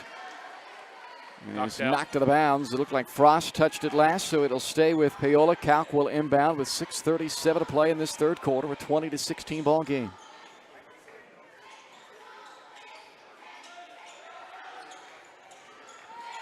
Ediger inside to Wicker. Right back out to Ediger. Fires up a 3. And rebounded by Lang for Baldwin. Good look from Ediger. Just wasn't able to knock it down. That's good offense by the Panthers. Frost for the baseline up to Reichard. Alyssa with a drive. Bank shot won't go, but a foul. And 2 shots coming for Alyssa Reichard as Abby Ediger picks up a personal foul. That's now 4 players with 3 fouls for Paola. Foul trouble really mounting for the Panthers. Like I said, that's the 4th player with 3 fouls for the Panthers. And Reichard went over the line on that attempt. Wouldn't have mattered if she missed it anyway, but she will have one more attempt. Jade Meade comes back in for Ediger. Meade and Kalk out there with 3 apiece for Paola. Baldwin has 2 players with 3, Bailey Smith and Chloe Neufeld, who is still on the floor. And Reichard knocks down the second free throw. She had 16, a career high against Paola in the season opener a year ago. That is her first point of this one. It's a 5-point Baldwin lead. They've never trailed in this game, but they've never led by more than 7 either, as Paola has been able to stay close enough. And now they turn it over. A chance to run for Baldwin. Reichard. No call. They play on after Kalk hit the floor, and Paola's probably, certainly, I guess, okay with that. Didn't want Kalk to pick up a 4th there, and Reichard, after 2 chances, comes up empty. Kalk certainly got away with one there. That certainly looked like a body foul that she got away with and avoided that 4th foul. As most coaches will say, got to be something, right? But they said play on, and now Kalk battling underneath is fouled by Baldwin. Just the continued pressure the Panthers put on the offensive glass has really hampered Baldwin's defense. They have got to start putting bodies on the Panthers. Eventually, these offensive rebounds will start to go down for the Panthers. It's the 2nd foul on Marin Frost. Baseline inbound for Paola, and now another foul on the Bulldogs. That's the 2nd on Alyssa Reichard. Fouls piling up for both teams. 5 already in this second half. Just 2.5 minutes in. And both teams made it into the double bonus in the first half, and both headed that direction again early on in this one. In this second half, I should say. So 2 checks back in for Reichert for Baldwin. It's a 5-point Baldwin lead. 5.5 to play, third quarter. Mead, terribly difficult shot there as she tried to pull up off the dribble and never really got squared up. Tooth the rebound, and back comes Baldwin, looking to extend a 5-point lead. Frost gives it up, top of the key, back to Neufeld. It's Chloe Neufeld now. Carly just 1 bucket so far for the Bulldogs. Here she is, looking for that second, and finds it out of the corner on the left side. So she's only hit 2 shots. They have both been threes, however. And that is now a 24-16 lead. The 8-point margin is the biggest lead of the game for the Bulldogs, and a chance to take advantage of a turnover. It's Carly Neufeld with it. Attacks Pitzer and lays it in. So back-to-back buckets from Neufeld, and it's now a 10-point Baldwin lead. Baldwin starting to separate. Coach Butler might want to take a timeout here and settle down the Panthers, and she does.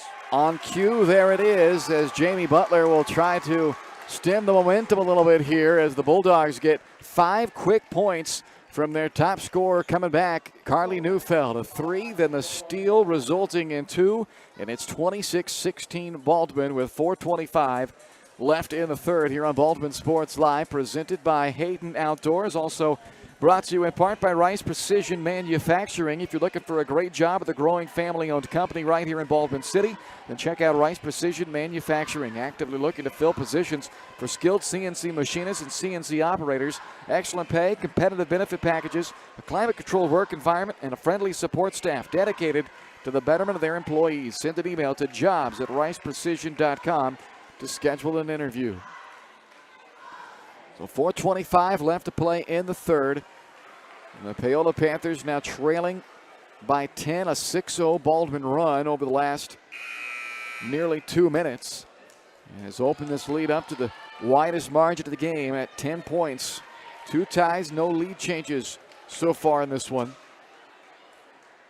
And if there could be such a thing with still 12.5 minutes to go, it is bordering on danger zone right now for Paola, simply because of the fact, Caleb, that they have struggled to score offensively, so you can only expect to score so many points in these final 12 minutes. You can't afford this deficit to draw too much bigger if you're Paola. That's it. You got 9 points from the free throw line, which is very, very good, but you only have 3 field goals in 2.5 quarters. That has got to change in these last quarter and a half. Kauk's 3 misses, an offensive rebound by Ediger. And a foul on the entry pass as Chloe Neufeld just picked up her 4th. She was in a bit of a predicament there as with the scramble situation, she got switched off onto Peyton Williams. And Williams with a decisive size advantage underneath, and Neufeld just trying to body her up, keep her from dominating down there, ends up picking up her 4th. So Chloe checks out. Emma Kate Lang comes back in. Williams also exits for Paola. They have their starting 5 minus Mead back out there on the floor. Ediger in her place, and it's another Baldwin foul on the drive. And it'll be free throws for Kauk as Bailey Smith now picks up her 4th.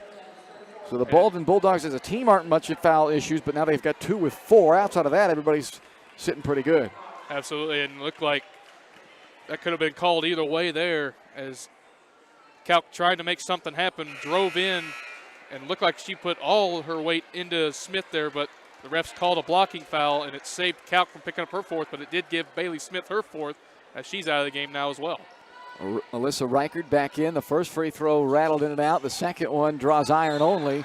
So an 0 for 2 trip for Kauk. And a foul then committed by Paola after the Lang rebound. It's on Ediger, and I believe that's her 4th as well. You're correct. 13 foul only on Paola, but individually they are looking at some foul issues. 4 on Ediger, 3 on Kauk, 3 on Kale, 3 on Mead. Those final 3 all starters for the Panthers tonight. 10-point Baldwin lead. Neufeld has the last 5, now has the last 8. 29-16 Baldwin as Neufeld was very quiet throughout the first 2.5 quarters, but is now heating up with 11 to lead all scorers tonight. Big-time shots for Neufeld. She's taken over this second half, like you said, with 8 straight for the Bulldogs. Kaup to answer for the right wing, not there. Offensive rebound, Williams, and kicks it back out. Or check that, I said Williams, it was Wicker who had that offensive rebound.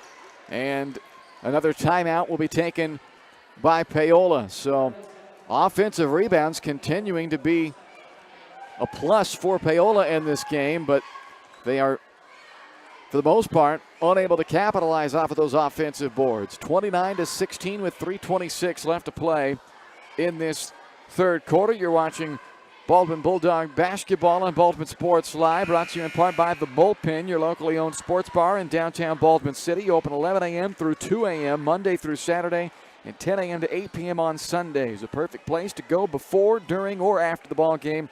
Follow them on Facebook at Bullpen Baldwin City for all the latest happenings at your local sports bar in downtown Baldwin, The Bullpen.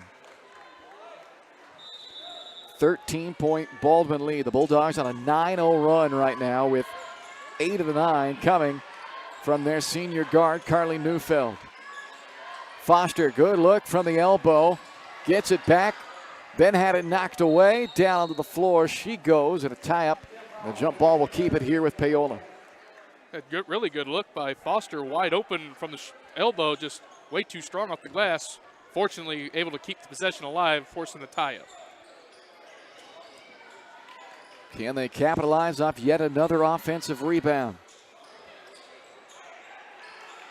Inside to Kale.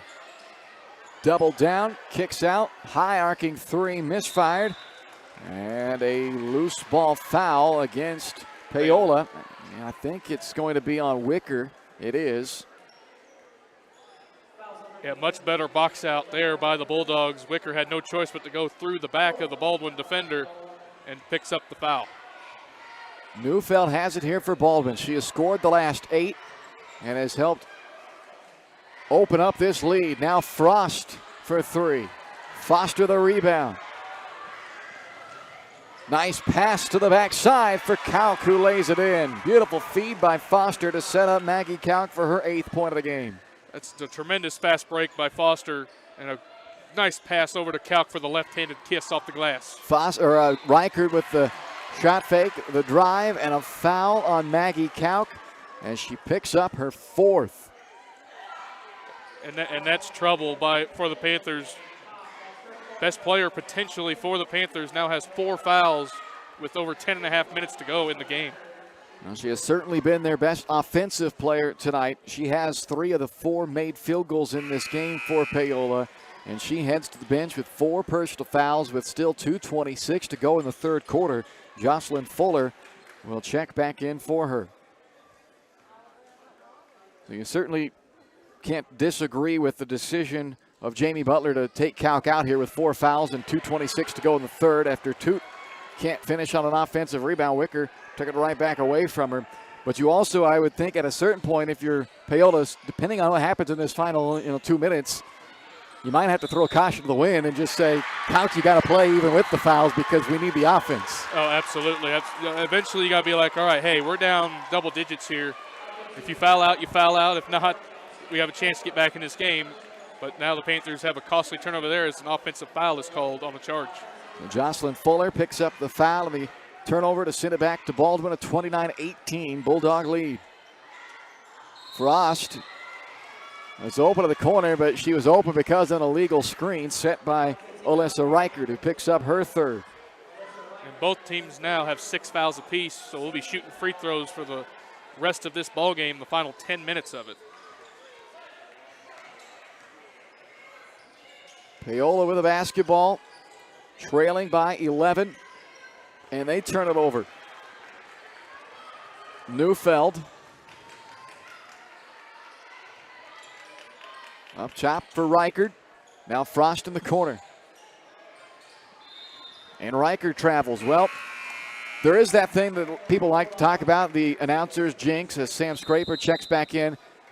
I didn't even say it out loud, and apparently it was jinx, but I was just thinking to myself, both teams have kind of curbed the turnovers in this second half, and since then we've seen Paola turn it over I think, 2 of their last 3 possessions, and Baldwin has now turned it over on back-to-back possessions. So I guess even without saying it, the jinx worked. It is, and it's just first game jitters for both teams. But neither team has played well at all in this game whatsoever, as he turned it over well over 30 combined times. It's ugly basketball, but it's expected as the first game of the year. You're not expected to come out and be like, hey, spot on, perfect. This is supposed to be this.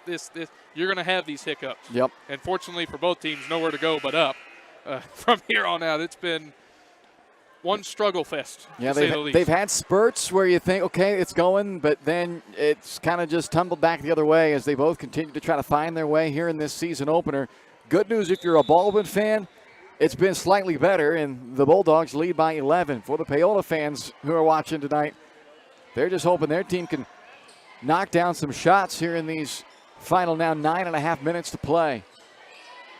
Baldwin holding on to an 11-point lead. The Bulldogs have never trailed tonight. Inside to Kale. Good look for the center of the paint, but it won't go. And Emma Kate Lang the rebound. Ada Kale's getting a lot of paint touches, which is good, but she's not squaring up completely at the basket. She just turning around and putting up the shot. She's got to be able to turn around, face the basket, and then go up to have a straight-on shot. She's kind of forcing it up there rather quickly. Well, Baldwin looks to be content to let some clock run here in this final minute now of the quarter. They lead it by 11. A 9-0 run in this third quarter for Baldwin helped open up that lead. It was a 20-16 ball game before Carly Neufeld started knocking down shots, scored 8 of the 9. Now Neufeld trying to assist one here, but the Frost 3 won't go. Out of bounds, last touch by Lang. And it's Paola basketball with 37 seconds to play in the third. Hazel Downham checks back in for Paola. Objective number 1 for the Panthers here is try to get this down to a single-digit lead or single-digit deficit going into the fourth quarter. And all that will take is 1 bucket. But that has been easier said than done so far. Just 4 field goals for Paola in this game. Can they find one here? Downham, extra pass to the corner. Foster, who had a big 3 late in the second quarter, had a chance for a big one there, but missed it. And no. Oh, no. Foster holding that right leg, may have come down on the foot of the defender perhaps. Oh, boy, this does not look good for Ella Foster. Hopefully it's just a tweak, but it looks more than just a tweak. They are going to take a look at Ella Foster here with 17 seconds left in the third quarter. And, man, you hope that that's not going to be a significant injury at all to the senior guard, Ella Foster, who's played a very good game here for the Panthers. 5 rebounds and assists, 4 points. She's been about as all around as steady as any of the players have been on the floor tonight for the Panthers. But they'll take a look at Ella, and with 17 seconds left in this third quarter, we'll remind you Baldwin Sports Live is presented by Hayden Outdoors Real Estate, the #1 land brokerage for farm, ranch, and recreational properties. If you're looking to find your next dream property, or maybe you're thinking about listing, go with the best in the business. You won't be disappointed. It's your local Baldwin City brokers, Shad and Penny Sheldon at Hayden Outdoors.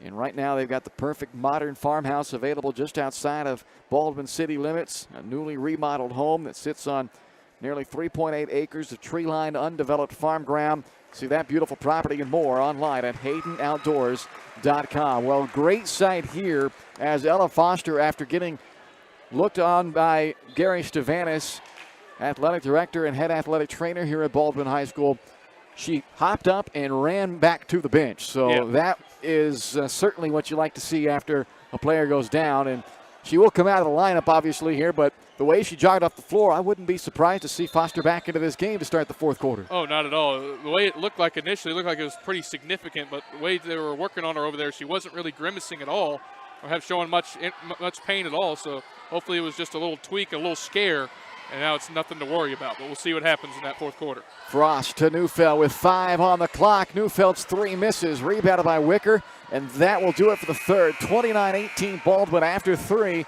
Back with the fourth right after this on Baldwin Sports Live, presented by Hayden Outdoors. State Farm Insurance Agent Cody Anno is ready to be there for you every step of the way. From starting policies out to the day disaster strikes, Cody and his team are ready to help. Cody strives to be different, doing things the other people don't and other agencies won't, helping more people in more ways. That's Cody Anno State Farm.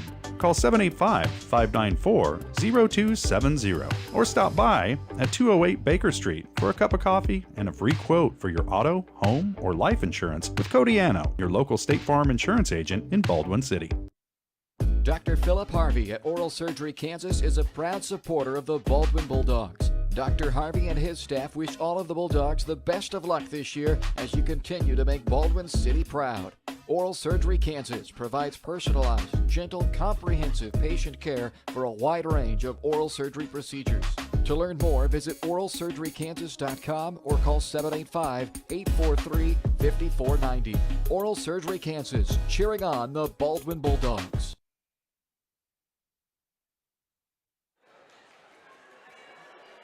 Welcome back to Baldwin Sports Live, presented by Hayden Outdoors. We're simulcasting tonight over on the Paola Sports Live channel, so welcome to all you Paola Panther fans who are tuning into our broadcast here tonight as well.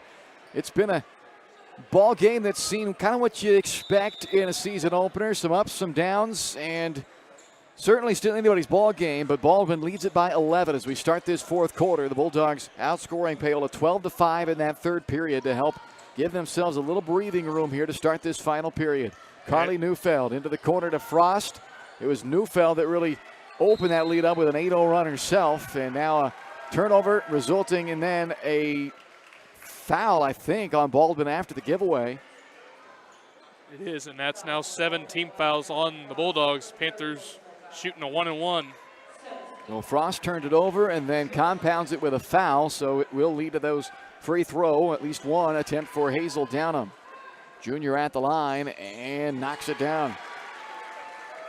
Panthers have been very effective from the free throw line. I believe 10 for 15, roughly 10, 14. 10 of 16 now on that one. That's not bad. Yeah, for high school. Right, and so they've attempted just one more free throw than Baldwin, but they've made twice as many as Baldwin. So they have certainly used that free throw line to their advantage. And now they're going to get a chance after the second free throw is missed by Downham. A team offensive rebound to capitalize further. And what is a 10-point game here with 7:46 to play. Maggie Kalk is in the lineup. She has the ball. She's playing with 4 fouls, and she's scoring her 10th point of the game. So a quick 3 to start this, 3 points to start this second, or the fourth quarter, I should say, for Paola. And Reichert gets the roll to get 2 back for Baldwin. That's her first field goal of the game, and it's 31-21 Baldwin.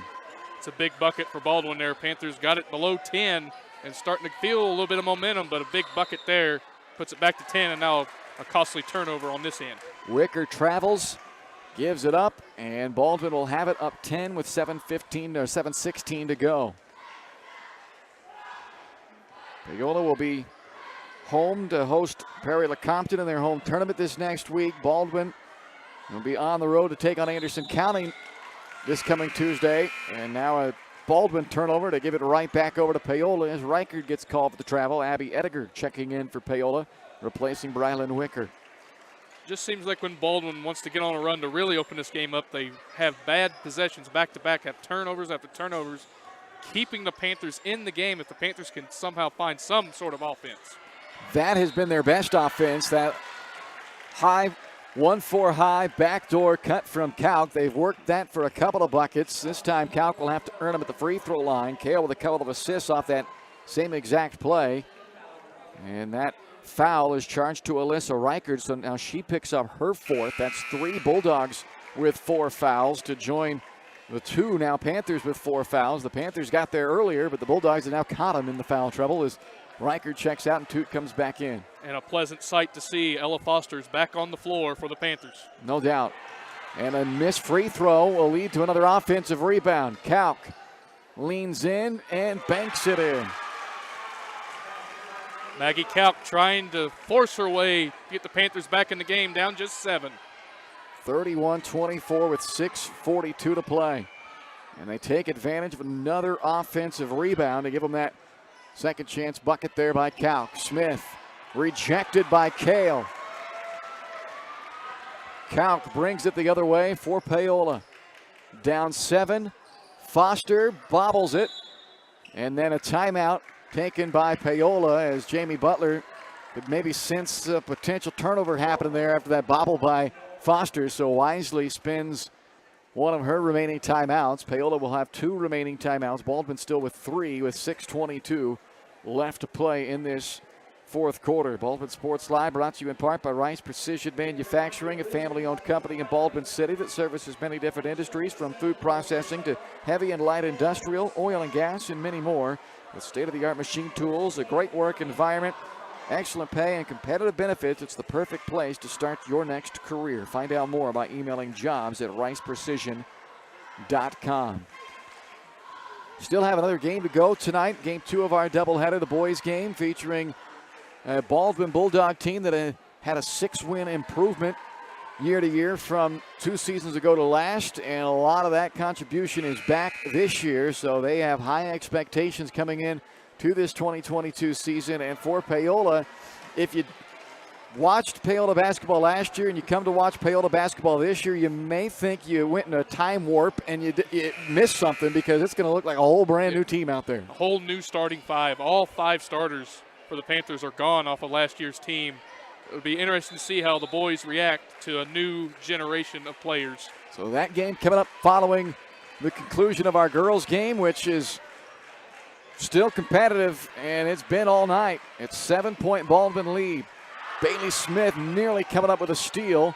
Kept alive by Pitzer, and then fires a beautiful pass inside to Maggie Kauk, who was doing jumping jacks underneath the basket, calling for it. And it's 31-26 on a 5-0 run by Paola.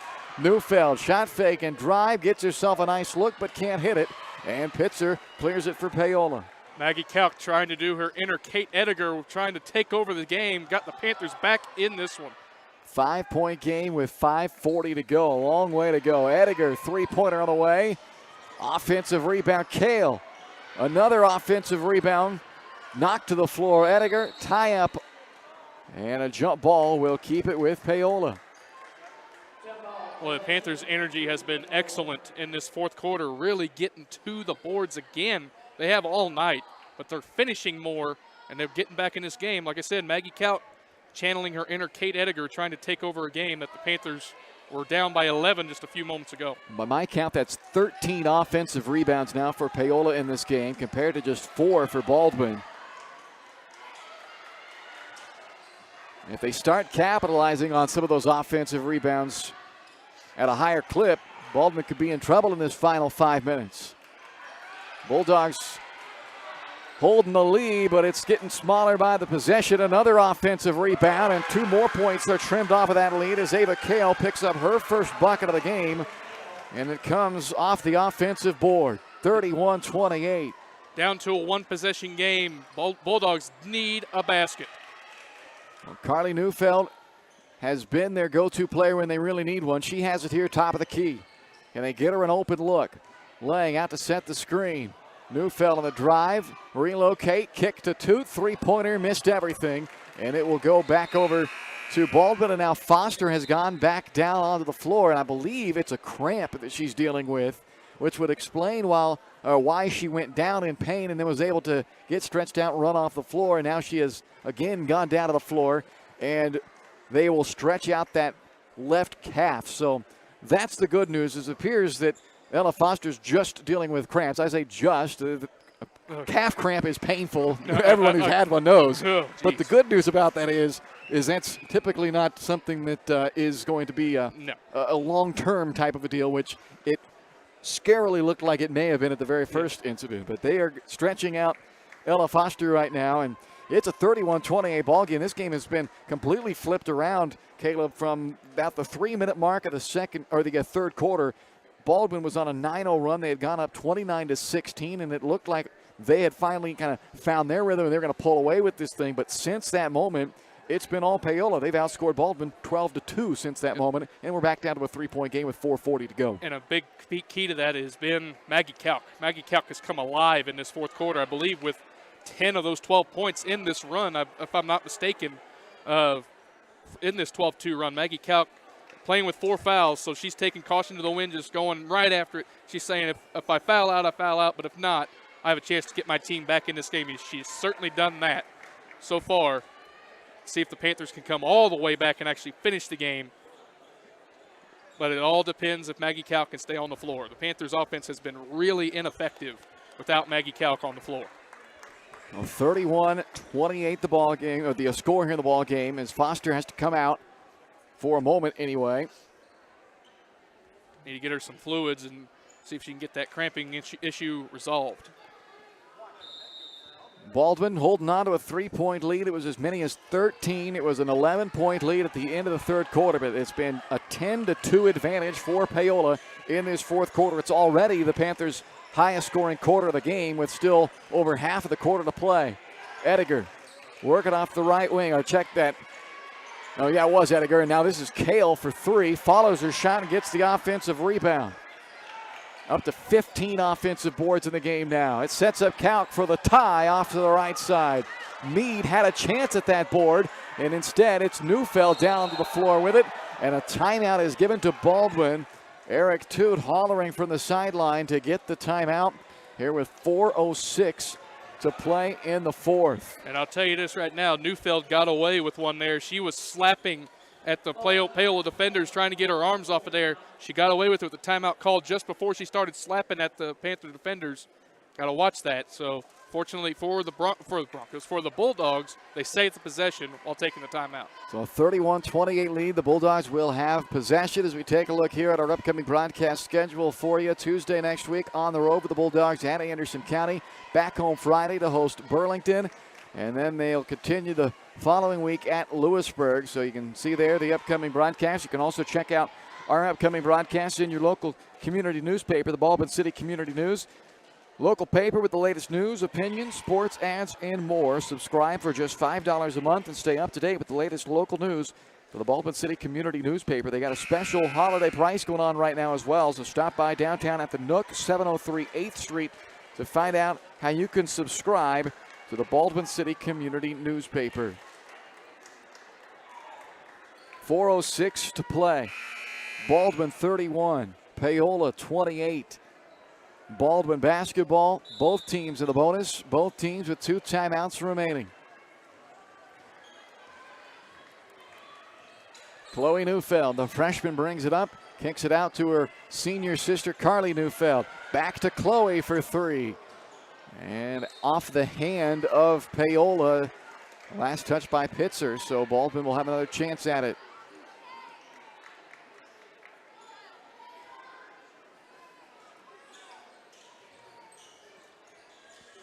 Neufeld enters it to Reichard. Spinning to her left and is able to get it to drop. Big time basket for Reichard to give the Bulldogs a 2-possession lead. Right back to answer is Maggie Calc, who is up to a game-high 18 points with that lay-in. Maggie Calc doing all she can to keep the Panthers in this one. Frost is called for a travel as she tried to slip through the defenders. And Baldwin's turnover will open the door for another opportunity for Paola to try and perhaps tie this game up. We have been tied twice, both back at the first quarter at 2 and 5. Paola has never led in this ball game and is trailed by as many as 13. Trailed by 11 to start this fourth quarter. Ediger works off the screen from Calc. Kale top of the key, fires underneath to Meade, and she is hacked by Carly Neufeld. 2 shots coming up for Jade Meade. Panthers offense much more crisp in this fourth quarter. Clearly the best flow of the game for the Panthers in this one. And now Meade a chance to get this down to a 1-point game if she can make both free throws. Has not scored in the ball game. Will go to the free throw line and misses the first. And here we go. Like I said in the first half, these close games, the free throws matter. No question. Baldwin has not attempted a fourth quarter free throw yet. They're just 5 of 15 for the game. They've only taken 2 free throws so far in the second half. And Paola, meanwhile, has now taken 11 second half free throws. That was their 6th attempt of the fourth quarter. They're 3 out of 6 here in the fourth. And they have trimmed it to a 2-point deficit with just over 3 minutes to play. And also a big key here, the next Baldwin foul puts the Panthers in the double bonus, while the Bulldogs are just in the single bonus. 16 fouls for Paola only. Baldwin, the way they've shot it though, maybe don't want to go to the free throw line. Reichert on the right side. And here's the beauty or non-beauty of high school basketball. No shot clock, so you can work it around to get a great shot, and that indeed is what they get. Carly Neufeld knocks down her 4th three-pointer of the game, and they needed a big shot from their senior leader, and they get one. Kale answers right back as she banks one in for Paola. So they'll trade the 3 for the 2, but Paola keeping pace right there with a 3-point game still with 2:13 to go. And the Panthers are going to have to start getting aggressive defensively, may have to start fouling to send Baldwin to the free throw line, where they have been poor, to say the least, in this ball game that could give the Panthers a chance to win the game if Baldwin can't make free throws. Yeah, that's what I was getting into last time. Without the shot clock, there's no real reason for Baldwin to get too aggressive here offensively. You can tell that's their mindset because everything is staying up north of the three-point arc right now. And like you said, the Baldwin Bulldogs just playing keep away, dribbling out near the timeline. Panther defense needs to sharpen up and get aggressive. And the problem, somewhat of the problem for that, is Reichert had it blocked, then trying to clear it back out, turns it over. I'll get back to it in a moment as Kalk brings it up for Paola. Stops and pops, but missed it. May have gotten hit on the arm, but they let her get away with it. And now Baldwin with Reichert still back on the other end of the floor, gets a layup and a foul. And they're going to call the intentional foul against Paola. So Baldwin, not only are they going to get the 2 points here from Reichert as the basket win, but they're going to get the ball back as well. Boy, that's a tough call against the Panthers there. Must not have went for the ball. That's a tough foul called against the Panthers right there. Not only, like you said, a chance at a three-point play, but now Baldwin gets the ball back. So 2 free throws as well for Reichert. This could be an expensive possession, and Reichert does miss the first.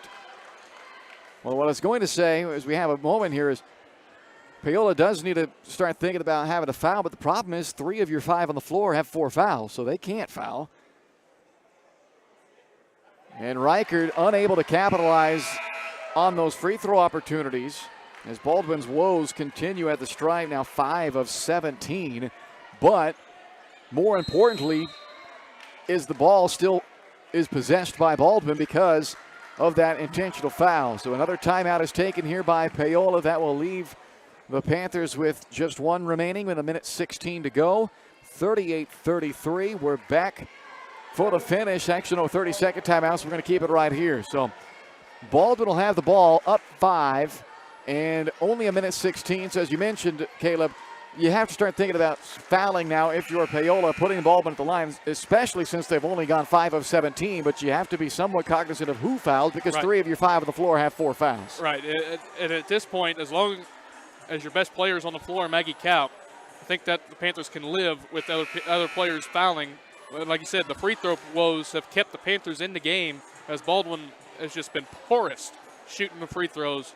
And right now, the Panthers just got to throw caution to the wind and say, hey, if they make free throws down the stretch, they deserve it. If not, we have a chance to come back and win. They are 0 for 4 Baldwin at the line in the second half, just 5 for 17 for the ball game. Neufeld, who was their best free throw shooter, is at the one inbound of the ball, goes into her younger sister, Chloe Neufeld, and now back out it comes to Reichert. I would give the foul there although it's Kalk, and you don't want her to foul. And now it's Neufeld, and Pitzer will commit that foul. So that's Maddie Pitzer's 3rd. And Baldwin will put, statistically anyway, from a year ago, their best free throw shooter at the line, and Carly Neufeld. But even she was only 66% last year, but that was the top mark for the team. And she's been the catalyst for the Bulldogs. No question. In this ballgame, she's hit about 3 or 4 huge threes when the Panthers seem to get some momentum, just down 1 score, down 2 points earlier in this fourth quarter. Then she steps over there and hits a huge 3. Now see if she can make free throws. 11 of her 14 have come in the second half, and she indeed steps up and knocks down the first of the 1-and-1, so we'll earn 1 more. And that makes this a 6-point game with 1:07 to go. And this is a big one right here. This can make this a 3-score game if she can knock this one down. Paola has made just 1 3-pointer in this game, and they trail by 6 after the miss there. It's Kalk who brings it up. Don't have to shoot the 3 with still a whole minute to go. Down 6. Kale high-low with Kalk, and a foul on the catch. So really won't matter other than it gives Cal not a chance for a three-point opportunity because it does put Baldwin over the limit of the double bonus. So a couple of free throws coming up for Maggie Kalk. And that's exactly what the Panthers want there with the clock stop, a chance to put points on the scoreboard. But that chance just got cut in half in terms of the amount that can be put on the board as she misses the first. Panthers struggling down the free throw line, down the stretch here. 2 misses. She has now missed her last 6 at the line, Maggie Kalk. But they're going to get 2 more as Pitzer got the rebound, and she got fouled on the rebound. So Emma Kate Lang picks up her third, and that's yet another offensive rebound. And Maddie Pitzer has been the best shooter in this game for the Panthers in the free throw line. And announcer's jinx. Of course. She, prior to that, you weren't lying. She was 6 of 7 at the free throw line, but misses that one and does get the next.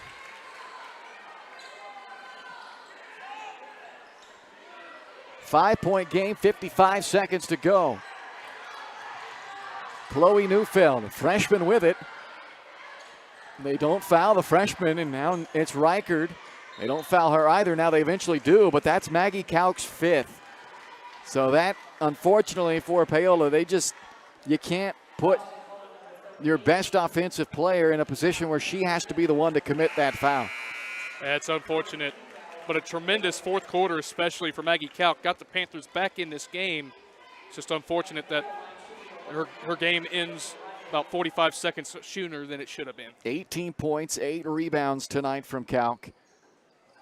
Thrown into the 1-and-1 is missed. So there is certainly still life for Paola, down 5 with 40 seconds to go. Underneath, Wicker is open and gets the 2. And the Panthers got to get up and foul right now. Doesn't matter who it is. 3-point game, 30 seconds to go. Ball is loose, tied up at midcourt, and Baldwin is fortunate to have the possession arrow in their favor. But boy, oh boy, are they making it dicey here down the stretch. 27 seconds to go. Both teams now in the double bonus. It'll be 2 free throws for Baldwin if Paola has to give the foul, which they don't necessarily have to do it right away, but I don't think they want a whole lot of time to run off the clock, and almost another turnover. Toot has the ball. They don't foul her. They give it up to Frost, and then they do foul her. It's like Paola's too intimidated to foul. It's like, oh, I don't want to be the one to foul, but eventually you got to say, hey, we're down 3. There's only 20 seconds left. You got to foul. Yeah. And unfortunately, it's Ediger that fouls out of the game this time. So the second Panther to foul out, Abby Ediger joining Maggie Kalk.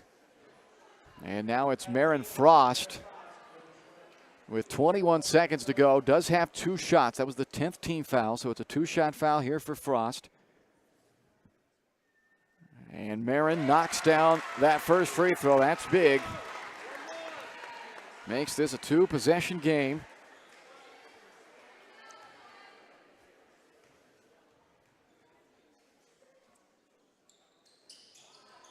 Can't hit the second.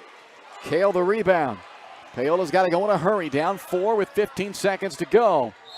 And a collision underneath. Offensive foul is called against Paola's Maddie Pitzer. It looked like she almost got tripped up by the primary defender, and it caused her to then fall and charge into the secondary defender. And she's called for the charge, which now really puts Paola in a bind. A 4-point game still with 14 seconds to go.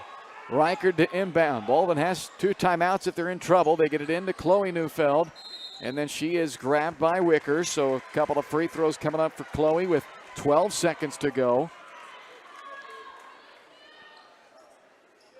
Tough spot here for the freshman. Fortunately, it's not a 1-score game with her at the free throw line. She does have that comfortability of being up 2 scores, but now Panthers are going to put added pressure to her with taking their last timeout. And timeout, Paola with 12 seconds left to play in this fourth quarter. We'll be back for the conclusion right after this here on Baldwin Sports Live, presented by Hayden Outdoors.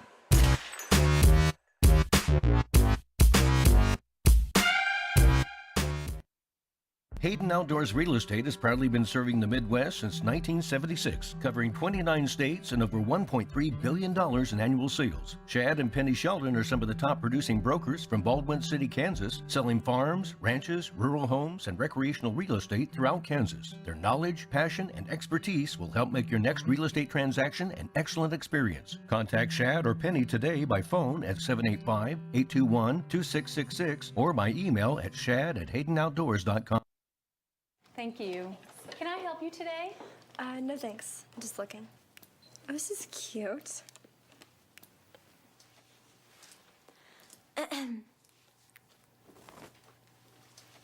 So? You wouldn't do it there. So don't do it here. Sportsmanship. It's up to you. Chloe Neufeld at the free throw line for the Bulldogs and misses the first of the two shots. So the lead remains just 4. Now a second free throw coming up for Chloe, and does get that one to rattle in. So the Bulldogs lead by 5, 7 seconds to go.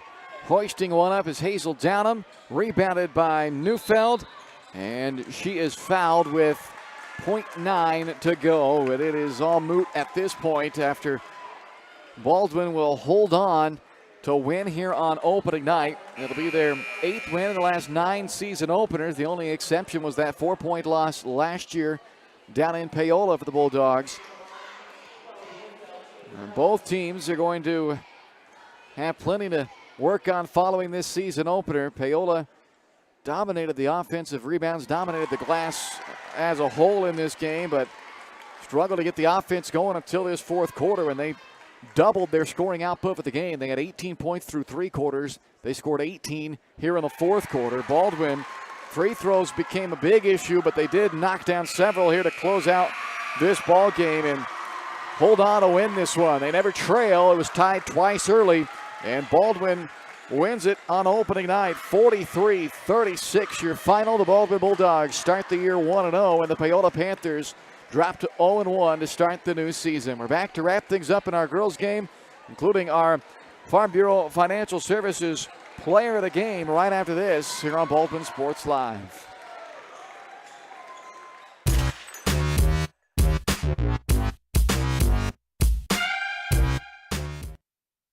Lamb Roberts Price Funeral Home is honored to be your choice when the difficult time comes to plan a lasting tribute for your loved ones. There to guide you through the process from beginning to end with each family's unique traditions and beliefs in mind. Visit lamb-roberts.com to see all of the services offered, including their online pre-planning tool, or call 785-594-3644 to visit with the caring professionals at Baldwin City's only locally owned funeral service and cremation service provider, Lamb Roberts Price Funeral Home. Kelly Neufeld and his team at Farm Bureau Financial Services are there to help you protect what matters most in your life. From insurance plans customized to fit everything you need covered, to comprehensive financial planning to help you achieve your goals both present and future. Kelly works uniquely with you face-to-face to gain confidence in your financial well-being. Call 785-594-1055 to set up a meeting with Kelly Neufeld at Farm Bureau Financial Services in Baldwin City. It's your future. Let's protect it.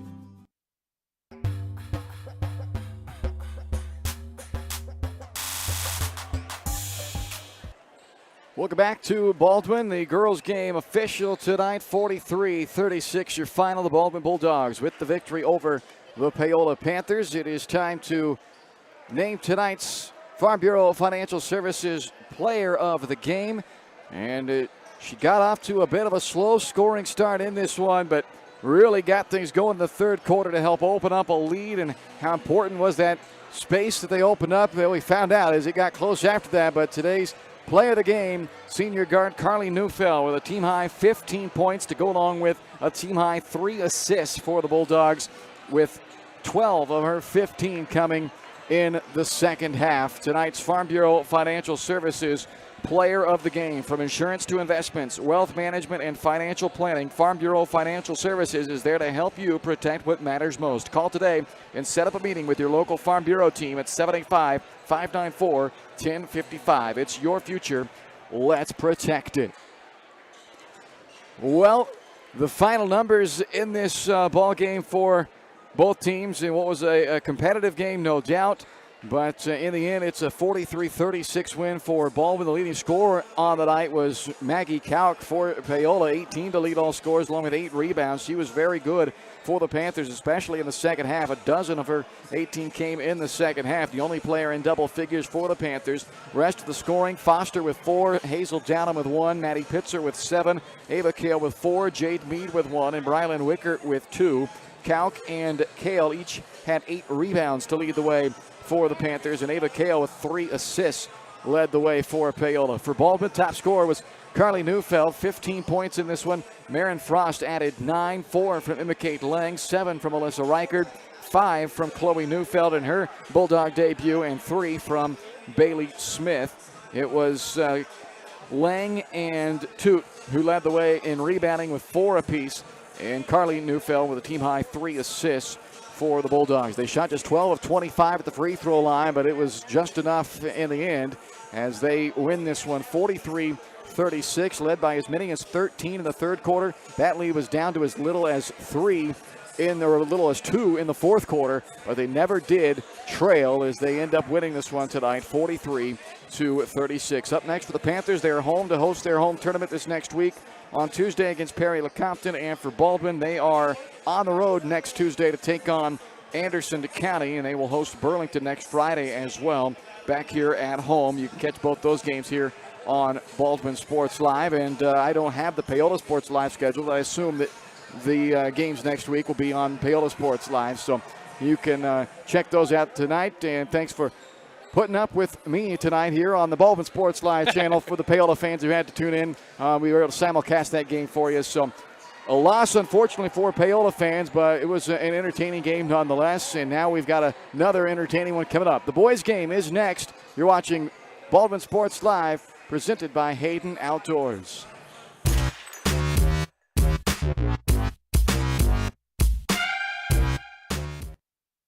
Hayden Outdoors Real Estate has proudly been serving the Midwest since 1976, covering 29 states and over $1.3 billion in annual sales. Shad and Penny Sheldon are some of the top producing brokers from Baldwin City, Kansas, selling farms, ranches, rural homes, and recreational real estate throughout Kansas. Their knowledge, passion, and expertise will help make your next real estate transaction an excellent experience. Contact Shad or Penny today by phone at 785-821-2666 or by email at shad@haydenoutdoors.com.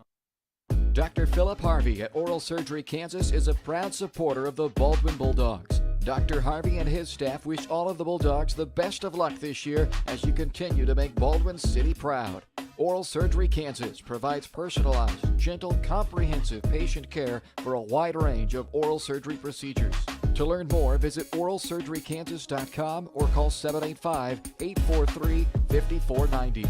Oral Surgery Kansas, cheering on the Baldwin Bulldogs. When choosing a bank, wouldn't you prefer doing business with a local institution with years of commitment to our community? That's Baldwin State Bank. For more than 100 years, we've been providing products and services specifically tailored to our friends in Baldwin City. Whether it's a free checking account, savings for retirement, or your next loan, we'll be here. Because our roots are here. Baldwin State Bank, proud supporter of the Baldwin Bulldogs. Come see us downtown or online at baldwinstatebank.com. Member FDIC, Equal Housing Lender.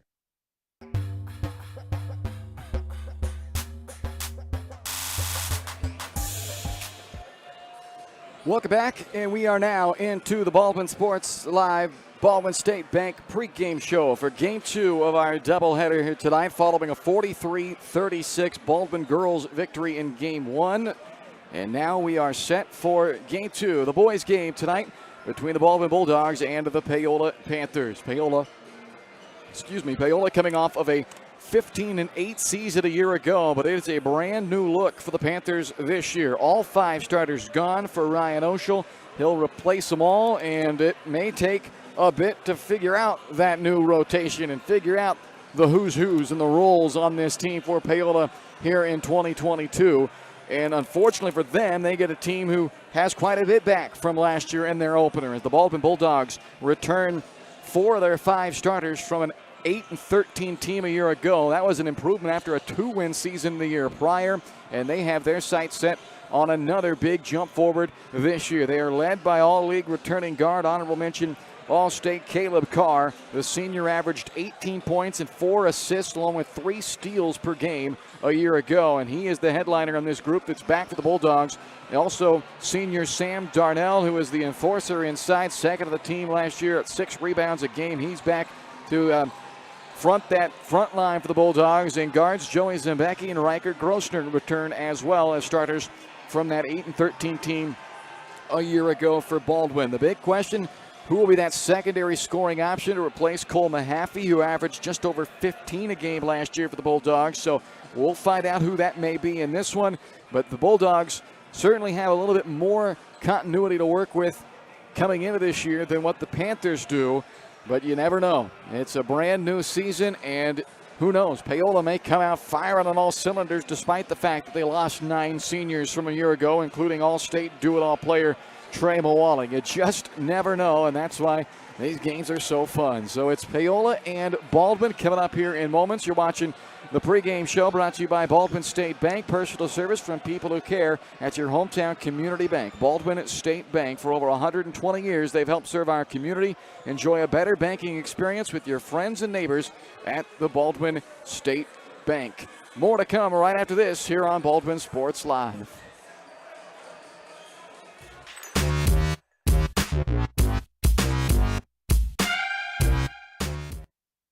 With Heartland Plumbing, you get full-service plumbing from a real plumber, not a sales guy who's just there to fix a leak. Heartland Plumbing sets appointments they hold true to, not an inconvenient block of time they might be there. With a strong reputation and years of quality service, Heartland Plumbing has the tools and the people to get your plumbing job done on time the first time. Give them a call at 913-856-5846. Serving every big town and small town around, residential and commercial. That's Heartland Plumbing, the plumber you can open your door to. Lamb Roberts Price Funeral Home is honored to be your choice when the difficult time comes to plan a lasting tribute for your loved ones. There to guide you through the process from beginning to end with each family's unique traditions and beliefs in mind. Visit lamb-roberts.com to see all of the services offered, including their online pre-planning tool, or call 785-594-3644 to visit with the caring professionals at Baldwin City's only locally owned funeral service and cremation service provider, Lamb Roberts Price Funeral Home.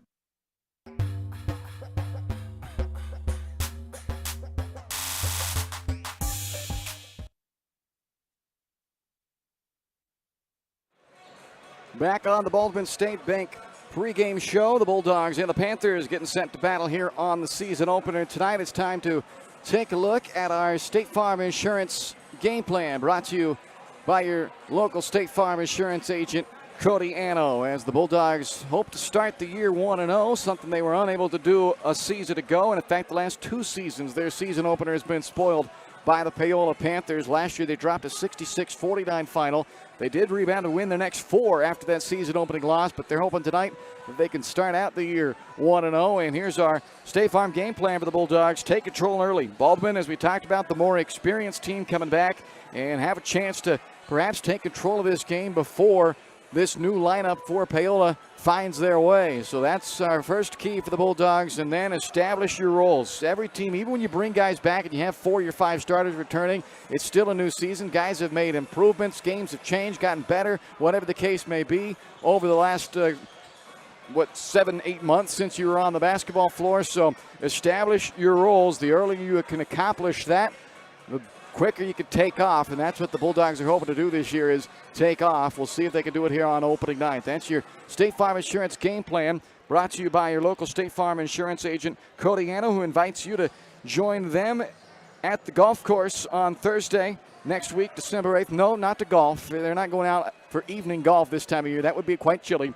but the big fella's coming to town. Santa will be at the golf course next Thursday, December 8th, from 5 to 8. Cody Anno and State Farm Insurance wants you to come out and get some free photos with Santa, enjoy free hot chocolate, cookie decorating, and much more. Santa Claus is coming to town Thursday, December 8th, with Cody Anno State Farm over at the Baldwin City Golf Course. Pre-game show from Baldwin State Bank continues right after this.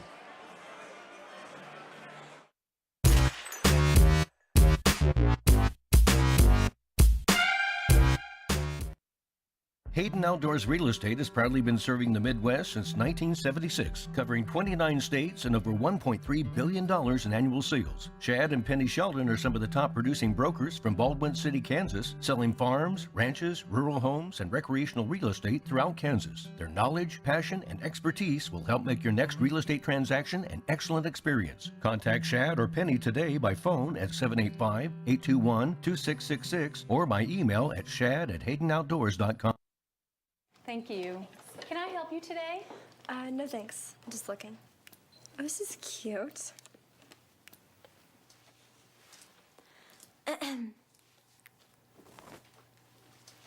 So?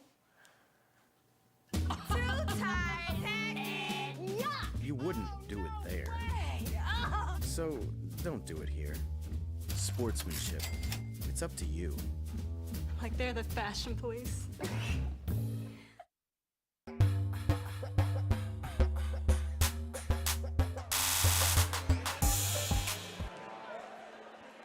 Welcome back here as the Baldwin State Bank pregame show wraps up. Over 120 years they have helped serve our Baldwin City community. They're going to be there for 120 plus more to help this beautiful community. Go see Baldwin State Bank. Personal service from people who care. That's Baldwin State Bank. As we are getting set for tip-off here tonight, it's time to take a look at our starting lineups. They are brought to you by the Lumberyard Arts Center. For the Paola Panthers, Patrick Reeder, Landon Taylor, Cale Murdoch, Jet Osborne, and Eli Richmond. The starting five tonight for second-year head coach Ryan Oshel, who is assisted by Kyle Patrick and Nick Timish. Temish, yeah, you're right. All That's right. it. Yep. So there's your lineup for the Panthers tonight. For the Baldwin Bulldogs, it looks like they just ran down the numbers. 10, 11, 12, 13. No. Talon Torres. Those are correct. I didn't just, it looks like I just forgot to put the roster in there. Talon Torres, Riker Grossner, Cooper Carr, Caleb Carr, and Sam Darnell, as the freshman Cooper Carr gets the start here on opening night alongside his senior brother Caleb Carr. The brothers Carr expected to play a very large role this year for the Bulldogs. The head man for the Dogs, Donnie Blanchett, assisted by Pete Carr and Drew Tribaum. Your starting lineups are brought to you by the Lumberyard Arts Center. As you take a look at their upcoming lineup, don't miss out on all these great events: live music, arts and crafts, unique experiences, youth and adult classes, and so much more at the Lumberyard Arts Center. Online, lumberyardartscenter.org. Your creative home in Baldwin City. It's the Lumberyard Arts Center.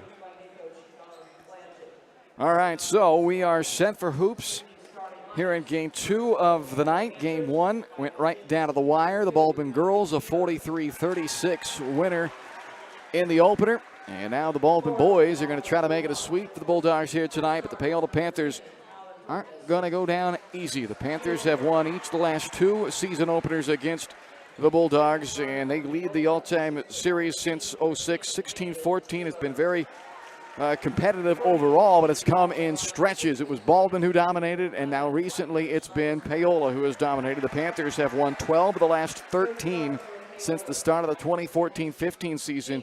Baldwin's only win during that stretch was back in 19, a 2-point victory on December 6th of 2019. So Baldwin hoping that they can find the win column again here tonight against this very new-looking Paola team, Caleb. Oh, like you said, brand new. I mean, all 5 starters from a year ago are no longer with this team. There's really not much varsity experience from last year's team that's on this year's team right now. You had DJ Reeder, and then you have Cale Murdoch. That's basically about it when it comes to significant minutes last year from last year's team to this year. So it'll be interesting to see how this new lineup fares with Coach Oshel and this team.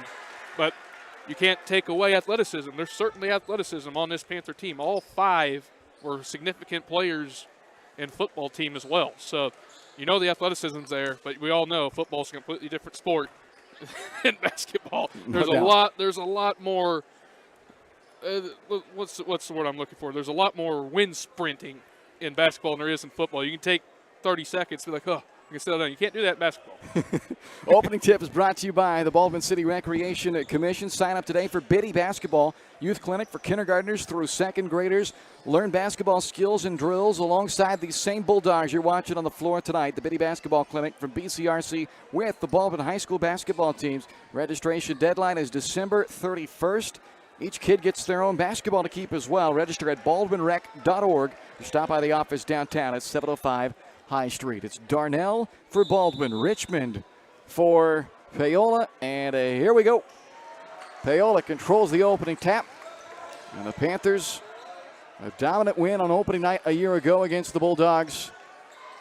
Now on the road with a fresh new team and an offensive turnover to start the ball game as Patrick Reeder is called for the travel. Just not the start the Panthers wanted. You don't want to have a turnover on the first time you touch the ball. Unfortunately, that's what happened. See if the Panthers defense can get a stop on their own here. Now Carr, he is the creator on this offense, and this is the younger Carr. And how about that? Darnell to Cooper Carr. And a big stage, opening night of the season, the freshman gets the start, and it's the freshman that they go to for the opening points of the season. Backdoor cut, Carr gets a hand on it, but Paola able to control it, and now another travel. So back-to-back turnovers to start this game for Paola, and Baldwin with a 2-point lead already, looking for more as Caleb Carr brings it up the floor. Averaged just under 18 a game last year to go along with 4 assists.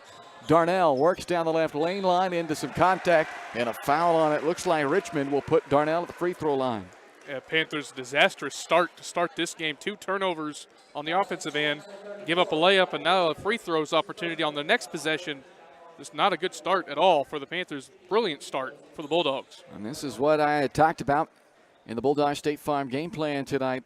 That fast start. The Bulldogs with 4 of the 5 starters returning. Zembecki, who is a returning starter for the Bulldogs, not starting tonight. And they had a couple of guys who were under the weather a bit, and I'm wondering if Zembecki's down there on the bench, but we'll see if he's playing tonight or whether just switch the lineup up a little bit. Darnell gets 1 out of 2, but they have certainly more returning, and one would assume anyway that the team that returns more guys have a better chance getting off to a fast start on the new season, and so far that looks to be the case. Darnell lobs it up for Grosster, but led him too much. The Bulldogs turn it over for the first time. Bulldogs certainly want to get out and run and tire out this new lineup for the Panthers. Just unfortunate they're a little too far to handle and cost a turnover. Paola still looking for their first points, and a 3-pointer is on the way from Murdoch, cleared by Grosner. Bulldogs have worked quick on this in. Torres out of the corner. 3-pointer doesn't drop, and it's rebounded by Osborne for Paola.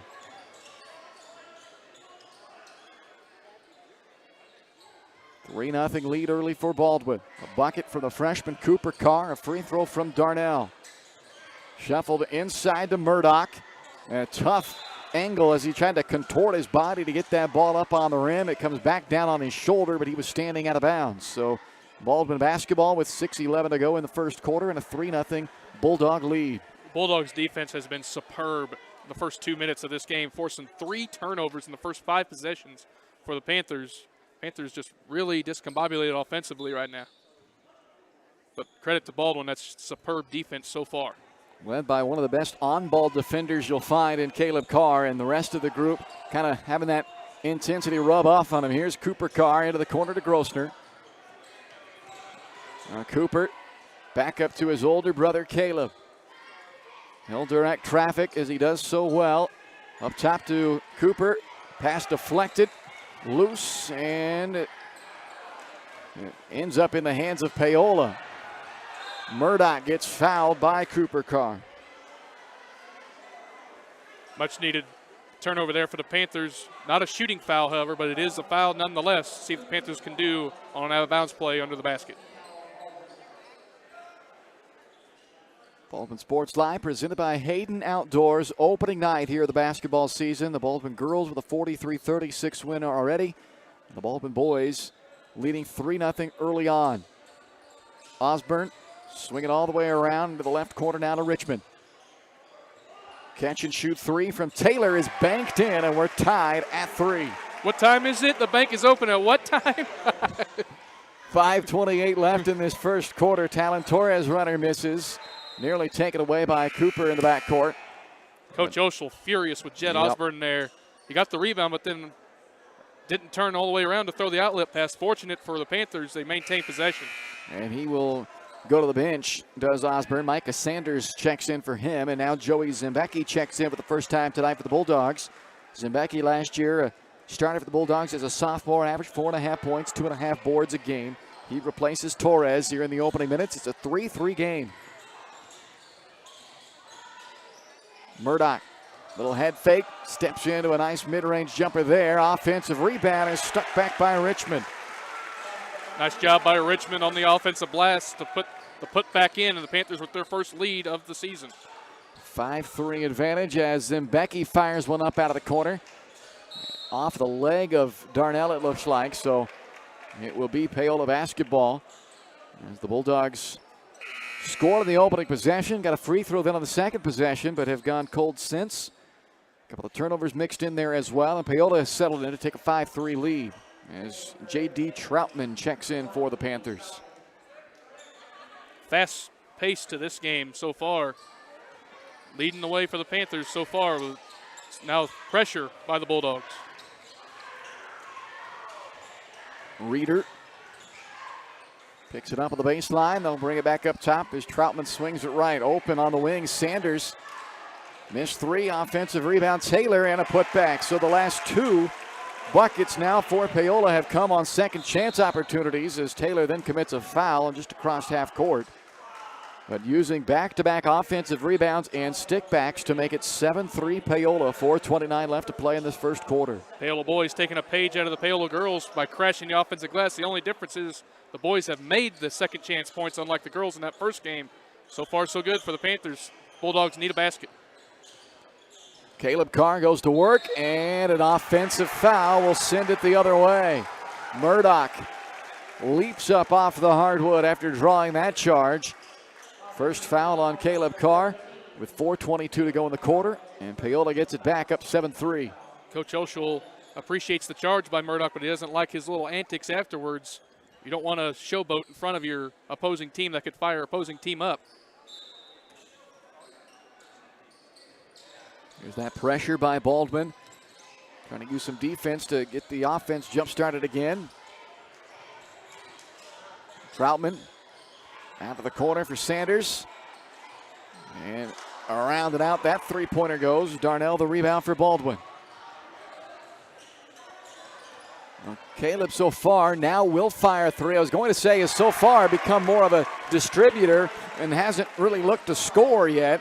He averaged 18 a game last year, and there's his first three of the new campaign. It's a big basket for the Bulldogs. It stops a 7-0 Panther run.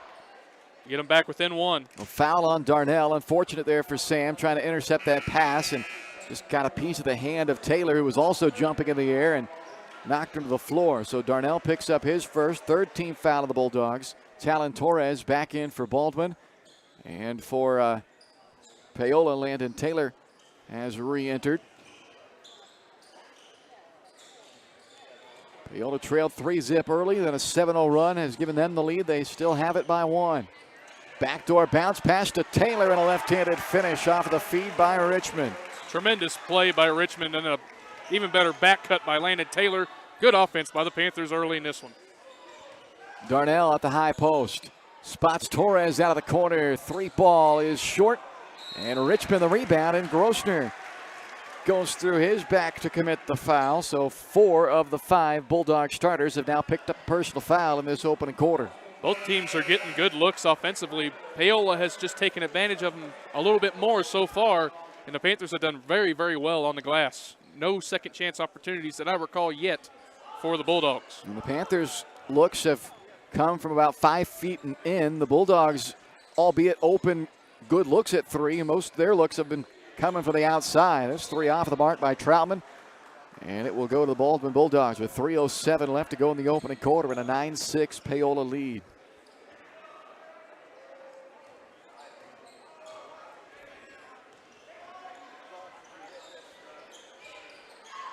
Carr works right off a screen from Darnell. Jump stop out of the elbow. Back up top and around it goes. And there is another charge on Caleb Carr. This time it's Taylor who draws the charge, and Caleb has picked up his second personal foul, both on offensive player controls. Boy, the Panthers are just fundamentally sound offensively. That's 2 big charge calls on Bulldogs' best player, Caleb Carr, getting him in foul trouble early. That could prove costly for the Bulldogs like it did for the Panthers in the first game with the ladies, with Calc picking up early fouls. Well, Caleb is out. Cooper Carr back in for him. J.J. Crawford, a sophomore, has checked in for the first time for Paola. He has it here on the wing. Now back up top, it goes to Taylor. And Sanders, a little off balance, gets rid of it. Deflected, kept alive by Troutman. And there's a travel as Taylor had a little bunny hop before he took off with the dribble. Yeah, a little sped up there. You see that all the time off tip passes. Everything just falls apart. You try to hustle to get reestablished and you go too fast, and that's normally what happens. That's a prime example right there with the travel. Murdoch and Osborne check back in for Paola. Both teams have been heavy with the substitutions, especially Paola here early on. And to play with the pace that's been up and down. And a 3-point lead for Paola. Zembecki from the high post out to Cooper Carr. And then he turns it over, gets caught in the air, trying to fire down to the corner to Englert. And then he commits his second foul. So both Cooper and Caleb Carr have now picked up 2 fouls in this first quarter. That is 6 team fouls against the Bulldogs. And that's a silly foul by Cooper Carr there. He made a mistake by throwing it right to Landon Taylor, but then he commits the cardinal sin by fouling Landon Taylor on Paola's side of the floor. So that's 2 quick fouls on both Carr brothers. It's not good for the Bulldogs early. 9-6 Paola. Engler out. Grossner back in for Baldwin. Zembecki almost able to jump that passing lane, but instead Taylor went back door on him, missed the layup, and a foul is called against Paola on the Grossner rebound as Eli Richmond just picked up his second. So the officials trying to calm down the physicality a little bit in this first half. That's 9 fouls already in this first quarter with still 2 minutes to go. 3 different players now have been called for multiple fouls. Cooper Carr, one of them, but he's still on the floor. Long skip out to Grossner. Now Zembecki backs it away. Grossner fires for the wing. Rebound was out there for the taking for a little bit, but J.J. Crawford eventually collects it for Paola. Bulldogs are getting nothing in the paint so far in this one. Yeah, that's everything has been 3-point attempts. And there is a 3-point attempt that falls for Patrick Reeder. And it's a 12-6 Paola lead here on the road. Second 3 of the game for the Panthers. Up 6 early. See if the Baldwin Bulldogs can get something inside. They have really struggled to get anything inside. They are a guard-oriented team, but it would bode them well to maybe find Darnell in the post here a time or two, if for nothing else, just to force that defense to see something different. As Reeder comes up with another rebound on a missed 3, and Taylor, quick 3 off the mark. And that is going to go to Baldwin, as it was last touched by Paola. There were 2 Bulldogs there, but it was Murdoch the last to touch it. It's a good look for Landon Taylor, just didn't quite knock it down. Didn't quite get this rebound opportunity, but still good offense by the Panthers in this first quarter. A 12-6 Paola lead. Baldwin without their creator Caleb Carr on the bench with 2 fouls. Grossner trying to do what we had just talked about, get the ball into the post, but can't do it. They turn it over on the entry. Chance for the Panthers to take the final shot of this first quarter, already up 6. Well, the way the first couple of possessions of this game went, Paola will feel extra good about a 6-point lead at worst right now, it looks like, to close out this quarter. 13 seconds left. Taylor takes a look up at the clock. Now he'll start the offense with under 10. Crawford trying to swing it to Reeder, turns it over. So what should have been a 6-point lead at worst for Paola perhaps will be less now, as Baldwin will get the final crack at it with 6.5 seconds to go. This is a big possession for the Bulldogs. They need something to fall at the end of this quarter. Cooper Carr into the front court with 3.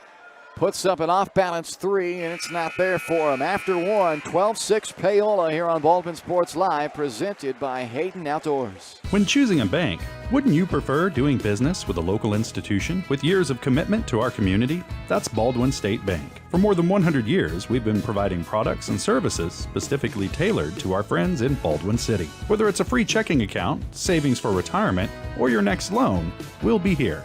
Because our roots are here. Baldwin State Bank, proud supporter of the Baldwin Bulldogs. Come see us downtown or online at baldwinstatebank.com. Member FDIC, Equal Housing Lender. Trindle Lumber Company is the go-to stop for every do-it-yourselfer and professional contractor. They carry a wide variety of plumbing, electrical, and hardware products, along with a vast selection of windows, doors, and paint. Their full-service drive-through lumber yard has what you need for every project and offers free estimates and professional delivery. At Trindle Lumber Company, you get the right products with the best service. Stop by at 1516 South Main in Ottawa or call 785-242-8144. 1 quarter in the books tonight, 12-6 Paola on top of the Baldwin Bulldogs. The Panthers come on the road here. They trailed 3-0 right out of the gates, but a 7-0 Paola run gave them their first lead, and they haven't relinquished it. It's now 12-6 as we start this second quarter. Baldwin Sports Live is presented by Hayden Outdoors, the #1 land brokerage for farm, ranch, and recreational properties. Contact Shad and Penny Sheldon at Hayden Outdoors. Go to HaydenOutdoors.com to see all the stunning properties available around here. As that foul is called against Paola on the battle for the rebound. Darnell gets fouled by Jet Osborne. The Bulldogs have got to find a way to get paint touches. They're settling way too much on the outside shot. The Panther defense is just sagging back, daring you to shoot the three. Or like, hey, Paola's like, hey, we don't think you can knock down a three consistently, but we will not give you any paint touches. Baldwin's got to find a way to fix that. Baldwin only hit one of those many three-point attempts in the first quarter. That was from Caleb Carr, who starts the second quarter on the bench. And there's Joey Zimbecki, who knocks down a three to make it 12-9. So I agree with you, Caleb. They certainly can't continue to live and die this much by the three, but they definitely needed one, and they get one. And now Murdoch on a backdoor cut. Can't finish it, and then he commits the foul, his first after the miss, and the rebound by Talon Torres. And that's frustration there for Murdoch. Had a backdoor layup, but he just overcooked it and then commits the frustration foul afterwards. And now Bulldogs have a chance to get within one or tie with a three. I mentioned Caleb Carr still on the bench. He picked up 2 fouls, both on offensive fouls of the first quarter. Cooper Carr also with 2 has the ball here and has his pass deflected out of bounds as J.D. Troutman checks back in for Paola. 1 tie, 1 lead change in the opening quarter. A large lead of 3 for Baldwin. Largest lead was 6 for Paola. And now Talon Torres buries a 3. So back-to-back triples for the Bulldogs, and we're tied at a dozen. Defensive breakdown by Landon Taylor. He was not ready for the inbound pass. Torres was wide open and buried the wide open look. Reeder bounce to Taylor. Finger rolls up and in, and they are really using the backdoor cuts right now to hammer this Bulldog defense. That is a handful of times we've seen him get the backdoor cut for a layup. Taylor called for the foul as he got a little too close to Cooper Carr. Panthers being a little too aggressive defensively. That's about 3 or 4 times the Panthers have fouled the Bulldogs out near the half-court line. Coach Olshaw, I'm sure, appreciates the intensity, but he doesn't want to foul a person 40 feet from the basket. Caden Cohey checks in for the first time for Paola as the Panthers lead it by 2. Will that lead stand? It will not. Joey Zimbecki off of the bench with a pair of threes here in this second quarter, and Baldwin is back in front by a point. Threes are starting to fall now for the Bulldogs. They were not early. They've hit 3 in a row. And perhaps, as we've talked about trying to establish a paint touch here and there, perhaps the 3 triples that they've hit will extend that Paola defense a little bit and give them a chance to maybe go inside, get Darnell a touch. Murdoch thinking about the 3, now kicks it out, and that 3 misses everything short from Cohey, rebounded by Grossner. Quickly fires it up to Cooper Carr, back over to Grossner, has Torres in the corner, let it fly, no. Darnell the rebound, though. Offensive second chance here for the Bulldogs, and it's Grosner who is fouled, and the bucket goes. Riker Grosner with a nice move with the left hand, and Grosner goes to the line to try to extend what's now a 3-point Baldwin lead. Bulldogs playing with much more intensity here to start this second quarter, basically like they did to start the game, and then Paola took over the last 5 minutes or so of that first quarter. See if Baldwin can maintain their aggressive nature. Grosner gets the roll on the free throw to make it 18-14 Bulldogs, 6-0 run for Baldwin.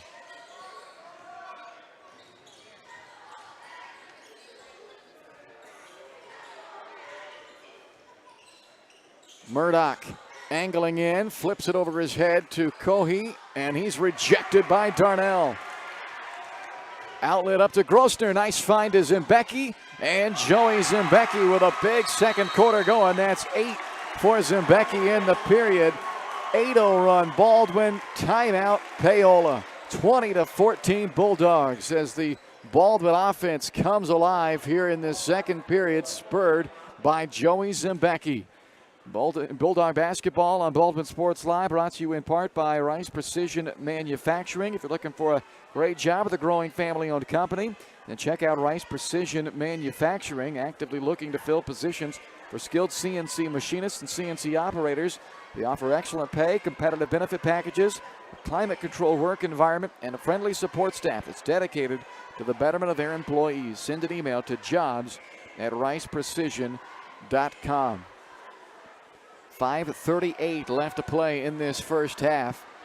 And what was a 6-point deficit to start the quarter has turned into a 6-point lead for Baldwin. 14-2 advantage for the Bulldogs in this second quarter. Yeah, they have played very well in the first 2.5 minutes of this second quarter, just flying around. They've knocked down about 3 or 4 threes in this third quarter. They got a couple paint touches and a couple layups as well. The Panthers defense has just been scrambling in this second quarter, not getting anything offensively. This game is completely flipped in the second quarter compared to the first quarter. And they've done it all with their leader Caleb Carr on the bench, who picked up his second foul in the latter parts of the first quarter, came out of the game, has not come back into the game. And it hasn't mattered to this point in this quarter as the Bulldogs have extended the lead to a game-high 6 for them.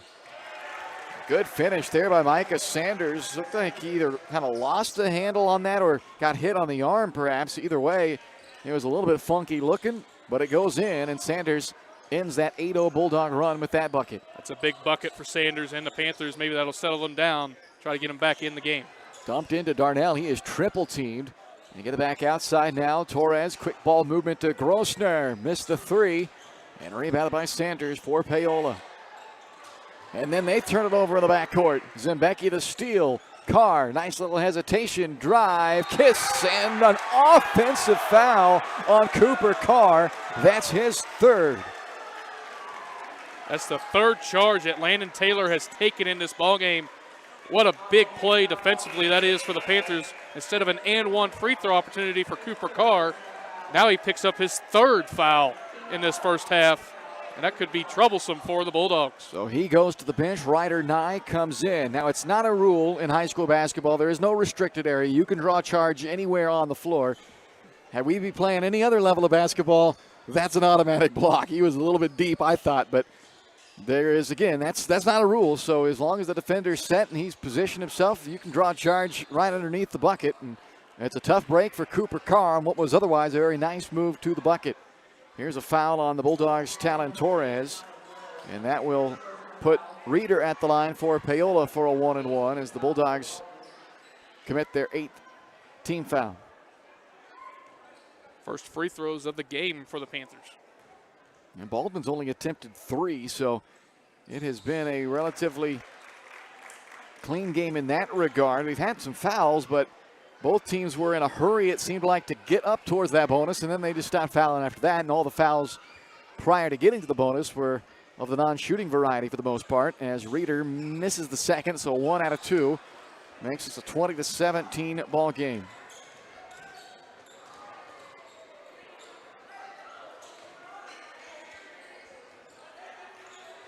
Zembecki holds it at the top of the key. He has been the spark in this second quarter. He has 8 of the Bulldogs' 14. Torres has hit a 3 as well and almost had a second. That one rattles in and out. And Eli Richmond clears it for Paola. It's a tough break for Torres. That was a good-looking stroke. Just popped out on him. Break for the Panthers. Nice little hesitation on the drive by Reeder. He stopped for a moment like he was going to retreat back to the corner. And it opened it up for him to hit the reverse and pull Paola within 1 with under 4 to go in the half.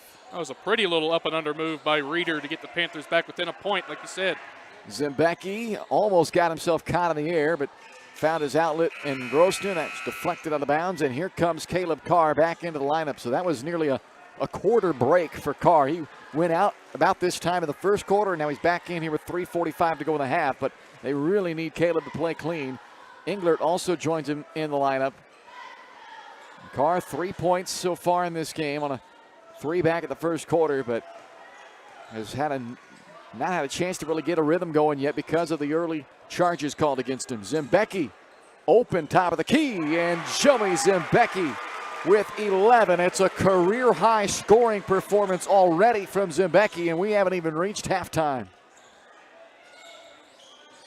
Panthers in that zone defense, just daring Baldwin to shoot the 3, and they have hit him well in this second quarter, hence why they have the 4-point lead, and now a costly turnover right there. Yeah, those 3-point shots taketh away in the first. They have giveth here in the second quarter for the Bulldogs. They have found the range. 3 of their 4 threes in this second quarter, though, have come from this man, Joey Zembecki, who gives it up to Carr, goes on the attack and scoops it in. So Caleb Carr hoping to get going here for the Bulldogs. Makes it 25-19 with 3 minutes to play in the second. Quick 3 that time from Reeder.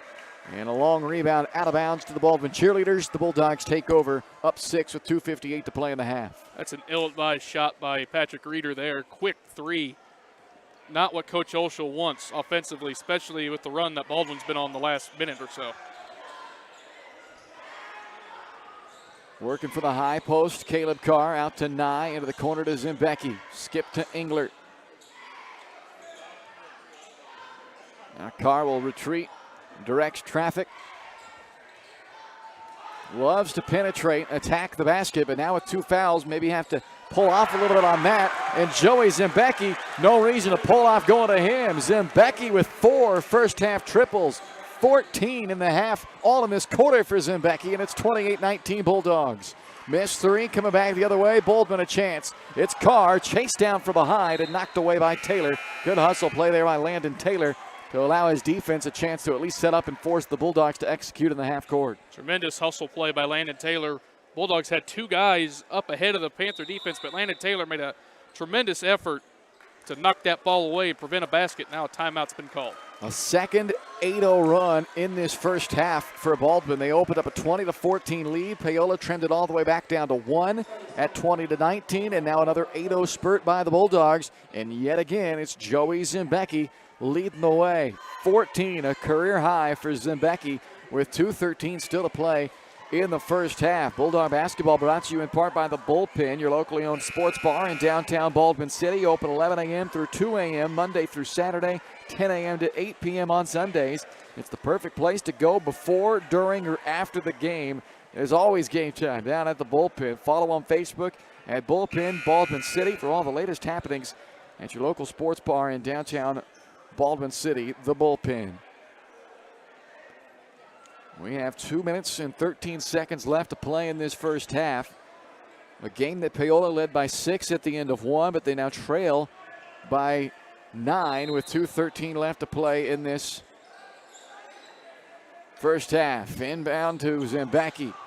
Up top it comes back to Caleb Carr, who's been more of a distributor when he's been on the floor.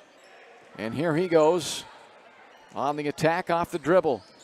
All the way into the paint, back out to Englert, who fires up a 3 short. Richmond the board. Boy, the Baldwin Bulldogs do not shy away from the three-point line. They have had to attempt at least 15 threes, it seems like, in this first half. Yeah, they are run and gun. They love the three-point shot. When it's falling, it's really good. And first quarter, we saw that it wasn't falling. It wasn't very good, 6 points. Second quarter, it's been falling, 22 points for the Bulldogs in this second frame. And now here's a chance for the Panthers as Richmond's going to go to the free throw line as got a foul inside. And the Panthers need to find a way to get this down to a 5 or 4 point lead before half. The foul is on Darnell, so that's now his second. He and Cooper are Caleb Carr with 2 apiece, Cooper Carr with 3, and the other 2 starters, Torres and Grossner, each with 1 for the Bulldogs. Front end of the 1-and-1 is missed, but an offensive rebound by Osborne, and he's able to stick it back. So they take advantage. Despite the missed free throw, they come up with 2 points out of the trip. Good hustle by Osborne to fight through to get the offensive board and the putback, get the Panthers within 7.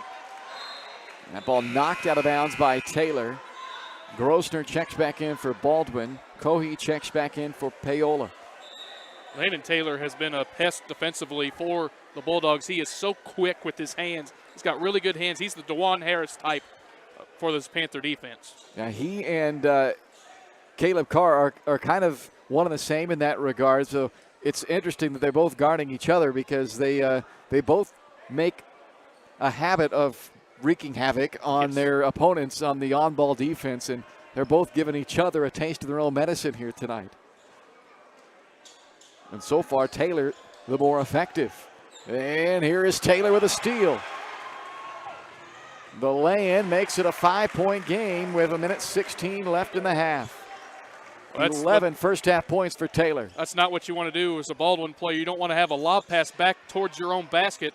That's usually what happens to you when you do that. Easy layup for Taylor. Panthers within 5. Carr goes baseline, and he is fouled by Reeder. It was Murdoch who hit the deck, but I believe they're going to get Reeder from behind, and they will. So that's Patrick Reeder's first, or check that second.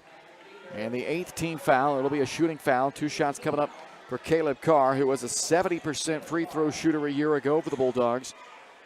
He got to the line a ton, took 170 free throws in 21 games last year. That's impressive.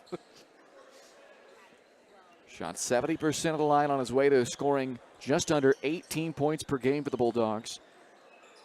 Led the team in scoring, led the team in assists, led the team in steals, led the team in threes, led the team in free throws. And he is expected to once again be right at the forefront of this Baldwin program here in his senior season. Was named 2nd team All-League last year, honorable mention All-State as a junior. His senior campaign did not get off to the start he was probably envisioning tonight, with a couple of early fouls and some bench time next to his pops over there on the Baldwin bench. Pete Carr, one of the assistants for the Bulldogs, but he has settled in here in this second quarter, goes 1 of 2 at the line. And it's a 29-23 Bulldog lead.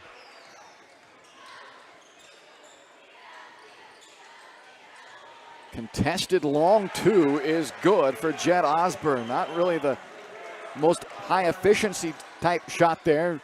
Deep as you can, 2 contested, but it counts. And now Zembecki, who's been red hot in the first half, can't get that 3 to go. Murdoch the board for Paola. Caleb knocked it out of his hands, but Taylor collects it. Panthers have it with under a half minute to go in the second quarter, down by 4. They have trailed by as many as 9 in this second period, so Paola's done a great job to get right back into this game and not feel like they're too far behind here in the waning seconds. Under 10 to go now. Taylor up top to Osborne. Out to Sanders. Inside Murdoch with 3 to shoot. Misses the hook shot, rebounded by Grossner, and we have reached the half. 29-25, Baldwin by 4. The Farm Bureau Financial Services halftime show is next.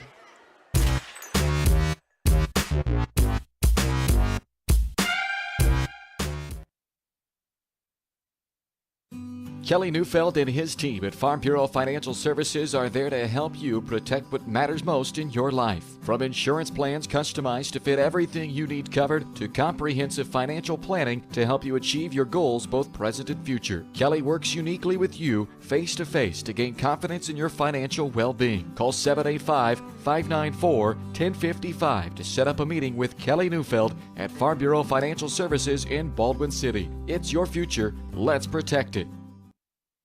Hayden Outdoors Real Estate has proudly been serving the Midwest since 1976, covering 29 states and over $1.3 billion in annual sales. Chad and Penny Sheldon are some of the top producing brokers from Baldwin City, Kansas, selling farms, ranches, rural homes, and recreational real estate throughout Kansas. Their knowledge, passion, and expertise will help make your next real estate transaction an excellent experience. Contact Chad or Penny today by phone at 785-821-2666 or by email at shad@haydenoutdoors.com. For unbeatable service from a company you can trust, there's only one choice. Clint Davis and the One Choice Heating and Air Conditioning team have the expertise you need when it comes to the comfort of your family. Not only will they get the job done right, but they'll explain the preventative maintenance needed to avoid those costly emergency repairs. To schedule a free quote, call 785-393-9329 and join the Preferred Maintenance Club for special discounts. One Choice Heating and Air Conditioning, the one and only choice for the comfort of your family.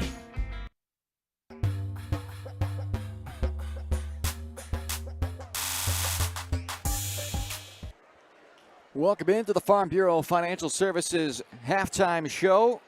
There to help you protect what matters most. That's Kelly Neufeld and his team at Farm Bureau Financial Services. Call 785-594-1055 to set up a meeting and see how Kelly and his team can help you achieve your financial goals, both present and future. A first half that had 2 ties, 2 lead changes. Baldwin the early lead. Paola took a 7-3 lead then and led 12-6 at the end of the first quarter, but the Bulldogs, a big second quarter, outscoring Paola 23-13 in that second period, including a pair of 8-0 runs, leading by as many as 9 at one point. But despite having a 9-point lead with under 2 minutes to go in the half, Paola able to close out that first half on a 6-1 run to get that deficit down to just 4. So that is where we stand here at the break. 29-25, Paola on top of Baldwin. Your first half numbers are coming up right after this word from our halftime show sponsor, Farm Bureau Financial Services. Kelly Neufeld and his team at Farm Bureau Financial Services are there to help you protect what matters most in your life. From insurance plans customized to fit everything you need covered to comprehensive financial planning to help you achieve your goals both present and future. Kelly works uniquely with you face-to-face to gain confidence in your financial well-being. Call 785-594-1055 to set up a meeting with Kelly Neufeld at Farm Bureau Financial Services in Baldwin City. It's your future. Let's protect it. Farm Bureau Financial Services halftime show continues on. 29-25 our score here at the break. It's the Baldwin Bulldogs on top of the Paola Panthers. It's time to check the numbers, brought to you by New Frontier Tax and Business Services at 608 High Street in Baldwin City, where they'll help you confidently tackle tax season, even the highly specific situations. They'll help make sense of it all and meet your critical business needs with minimal investment, timely, accurate, and reliable services, all at an affordable cost to help your business grow and succeed. Visit newfrontiertbs.com or call 785-594-1204. The Bulldogs in that first half led by Joey Zimbecki. Started the majority of the year a season ago. Came off of the bench here tonight on opening night, and boy did he ever come off that bench. 14 points for Zimbecki, all in the second quarter, along with a pair of assists as well. A huge second period for Zimbecki. He leads all scores in the game. That's already a career high. Zimbecki's previous career high was 9, and he bests that and then some with 14 first half points. Talon Torres, Riker Grossner each with 3, Caleb Carr with 6, and Sam Darnell with 1. Cooper Carr as well with 2 points. The leading rebounder for the Bulldogs was Sam Darnell with 5, and it was Caleb Carr and Joey Zimbecki and Riker Grossner each with 2 assists to lead the Bulldogs. For Paola, top scorer was Landon Taylor, 11 points. 7 of the 11 came in quarter number 1. Patrick Reeder added 6 to go along with 4 from Jed Osborne and 2 apiece from Micah Sanders and Eli Richmond. Richmond, the leading rebounder, along with Jed Osborne, they each pulled down 4 first half boards. And Patrick Reeder, along with Eli Richmond, each with an assist to lead the Panthers. Overall, the free throw line was pretty much non-impactful for both sides. Baldwin only shot 5. They made 3 out of their 5. Paola only attempted 3 first half free throws. They went 1 of 3 at the stripe. Turnovers pretty even. 6 for the Panthers, 7 for the Bulldogs in that first half, as the Panthers had a lead at the end of one, but they relinquished the lead. We're down by as many as 9 in the second quarter. Have it back to 4 here as we get set to go to the second half. So 29-25, our halftime score here as we look ahead to the second half. Caleb, what do we have in store in this final 16 minutes of what's so far been very competitive basketball? I think you're going to have pretty much the same as you might see Paola try to go man-to-man defense now because they played zone most of that first half. And you talk about feast or famine from 3. That's what Baldwin was in that first half. They were awful from 3 in the first quarter, making just 1 of like 7 or 8 in that first quarter. And then they feasted on the 3 in the second quarter, making 4 or 5, including like 3 or 4 in a row. So it's nip and tuck what you're going to do for the Panthers defensively. Do you go zone and try to keep them from getting paint touches and let them live or die from the 3, or do you try to make man-to-man and guard the three-point line where they can try to get points behind you if they get paint touches? And as far as the Panthers offensively, pretty much do what you've been doing. You're getting a lot of paint touches. You're getting paint touched left and right. Just got to be able to knock down an outside shot every now and then. They've struggled from the outside shots. Paola's been more effective inside. Baldwin's been more effective outside. So I think you're going to have pretty much the same as what you did in the first half. Yep, which side which way of playing, I guess, will win out in this one. Baldwin's certainly going to have to keep Caleb Carr on the floor as well. They lost him for about 7 minutes of that first half action. When he was in there, though, when he was out of there is when they kind of made their run to open the lead. Yep. But Paola then got back into the game, and then it was Caleb who helped push that second 8-0 Baldwin run to push that lead back up. And I really think that little spurt that Paola had at the end of the half was big time. The Panthers were down 9, not much going offensively, and then they outscored Baldwin 6-1 in like the last 2 minutes of that first half to get it back down to 4, and now you're in the game. Panthers look like they get the ball first to start the second half, so they have a chance to get it down to a 1-score game right away. But it's been a very competitive game. It's been a fun game, to say the least. Yeah, basketball, obviously, it's always a game of runs, and we had that in the first half. Paola with a 7-0 run and a 6-1 run. Baldwin with a pair of 8-0 runs. Who gets that last run? That may be what it comes down to here as we go to the second half. 29-25. Baldwin the lead on top of Paola. You've been watching the Farm Bureau Financial Services halftime show, brought to you by Kelly Neufeld. Give them a call at 785-594-1055. Proud supporters of the Baldwin Bulldogs is Kelly Neufeld of the Farm Bureau Financial Services team in Baldwin City. It's your future. Let's protect it.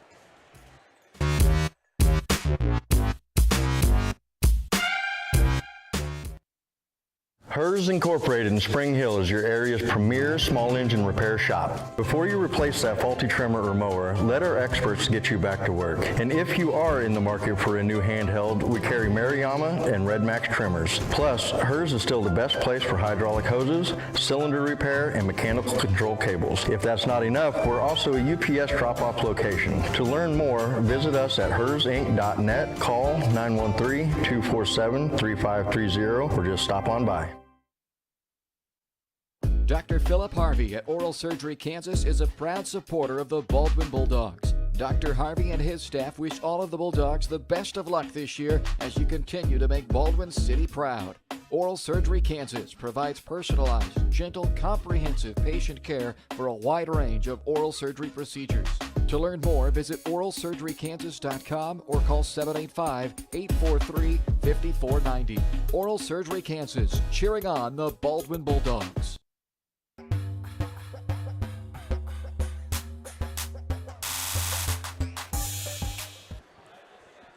Off the second half we go tonight, 29-25. Baldwin on top of Paola. We had a great game, a competitive game in the opener of this doubleheader tonight. The Baldwin girls winning over the Paola girls 43-36. That game came right down to the wire. It was a one-possession game with under a minute to go before Baldwin hit some free throws down the stretch to win that one by 7. And perhaps the nightcap is ticketed for that same type of a finish. A 4-point game here as we start the second half. Kayla Butler, Bryce Kessler here with you on Baldwin Sports Live, presented by Hayden Outdoors, simulcasting tonight over on the Paola Sports Live channel as well. So glad to have all the Panther fans watching the broadcast here tonight as well. And buckle up, should be a fun second half. Here we go. It's Paola to control the opening possession of the half, down by 4. They led by as many as 6 in the first half, trailed by as many as 9, and they turn it over to start the half. Caleb Carr the steal. Feed to Darnell. Sam into the paint, and a foul is called on Eli Richmond. That's his third.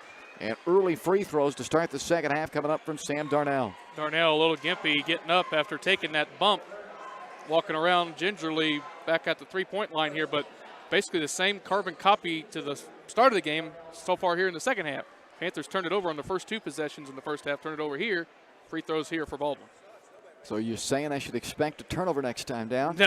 Nope, I hope not. Darnell misses the first free throw. The Bulldogs now just 3 out of 6. Darnell was kind of flexing that left ankle, as Caleb mentioned, came up a little bit gingerly after that foul, so he will look to convert one of the 2 free throws anyway, and unable to do so. Murdoch the rebound for Paola.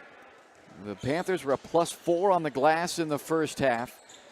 They'll make them +5 now at the game as Patrick Reeder ends up traveling, and there you go. Your man, Caleb Butler, put it on you guys. No.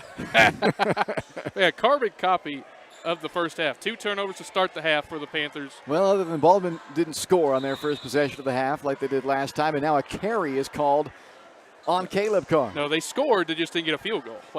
Start the game. They got a free throw. Well, they didn't. They missed the free throws, yeah.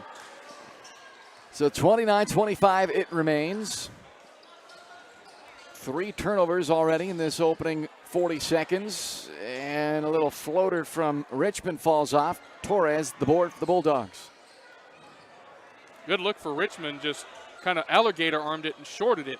Dangerous pass there, but Caleb found the target. Torres had to get rid of it, lest he dragged the pivot foot and avoids what had turnover ticketed all on that one. Now here's Carr going to work, and the seas part for him, allows him to get all the way to the bucket and lay it in, plus the foul. So Caleb Carr able to score on the drive and a chance to make it a 3-point play to start this second half of the Bulldogs. And Coach Oshel is wondering the same thing, what you just said, how the seas parted there. Just the whole defense just shifted up the lane, left a wide open lane for Caleb Carr to get the layup and plus the foul. So, and that's 3 fouls now on Richmond as well. So that's troublesome for the Panthers inside, especially.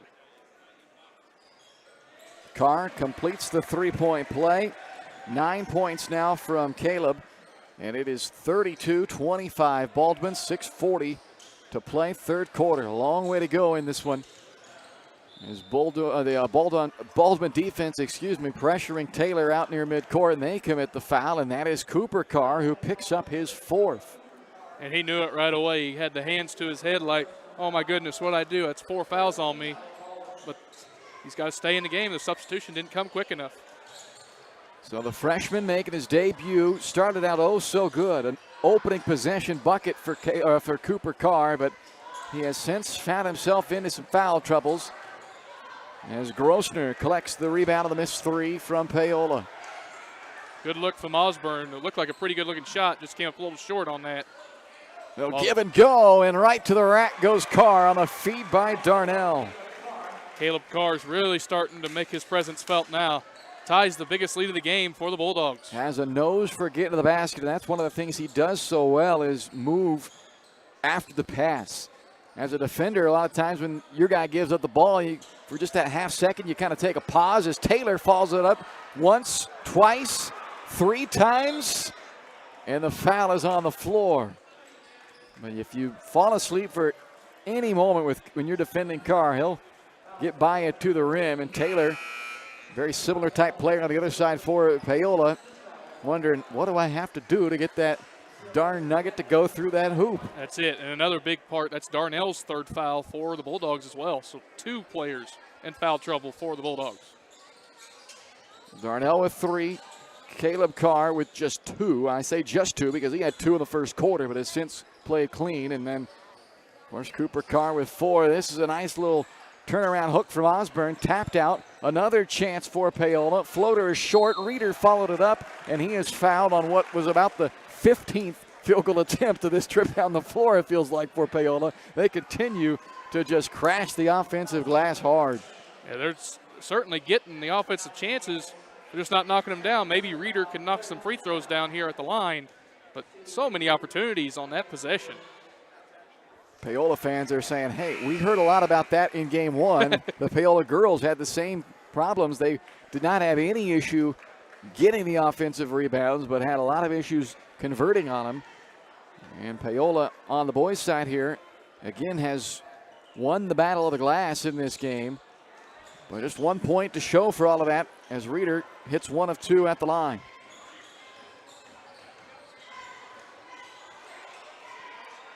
Caleb wraps the pass to Darnell, spots Torres in the corner, fires a 3 and drills it.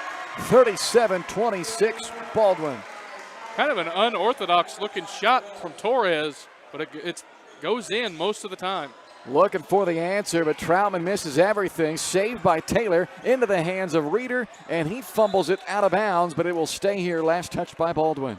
Boy, the effort is certainly there for Landon Taylor. He has been everywhere for the Panthers on the offensive glass, defensively. Saves another possession for the Panthers. Panthers down 11, their largest deficit of the ball game. Led by 6 after 1. Now playing from behind. 2 ties, 2 lead changes so far tonight. Reeder on the drive, deflected out by Darnell. Tough drive there by Reeder. Got nowhere to go with it. Got bailed out by throwing it off of Baldwin defender to save the possession. Sanders. Up top, Murdoch, now Reeder.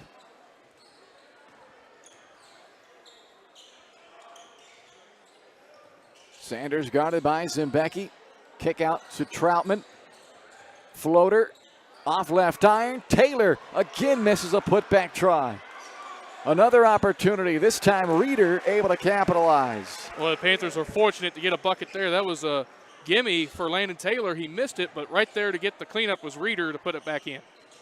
37-28. Torres again, no shot. Offensive foul on Caleb Carr, who has 3 fouls now, and they have all been on the offensive side of the floor.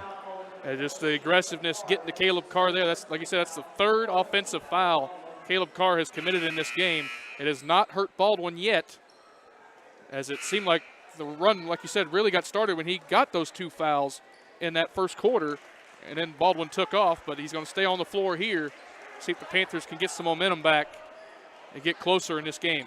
And Donnie Blanchett going to keep his senior leader out there and say, hey, we need you, so you got to play smart. As Paola tries to work their way back. Taylor from the top of the key, off the mark. Was online, but just a bit strong. Another offensive rebound. It gives Murdoch a chance out of the corner, and Sanders gets caught with the official staring right at him with a push in the back of the Baldwin player there trying to gather that rebound. Boy, if you're a Panther fan, you got to love the effort that they're showing out there, especially on the offensive glass. Just can't get the second chance opportunities to go down, just like pretty much like the girls' game in the first go-around. Which is also a dangerous game to be playing if you're Baldwin, to continue to give this many opportunities. You feel like at some point, Paola is going to start capitalizing on a few of these. Darnell spins into the paint, may have taken one too many steps. He did. He turns it over for the 10th time in this ball game. Well, not he. He has not turned it over 10 times, but the team has. About to say, man, if you got 10 turnovers by yourself, that's I don't want to put good. that one on you, Sammy.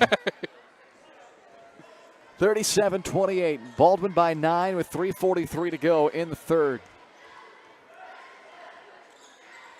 Panthers got to find a way to get some sustained offense. Been really sloppy this third quarter.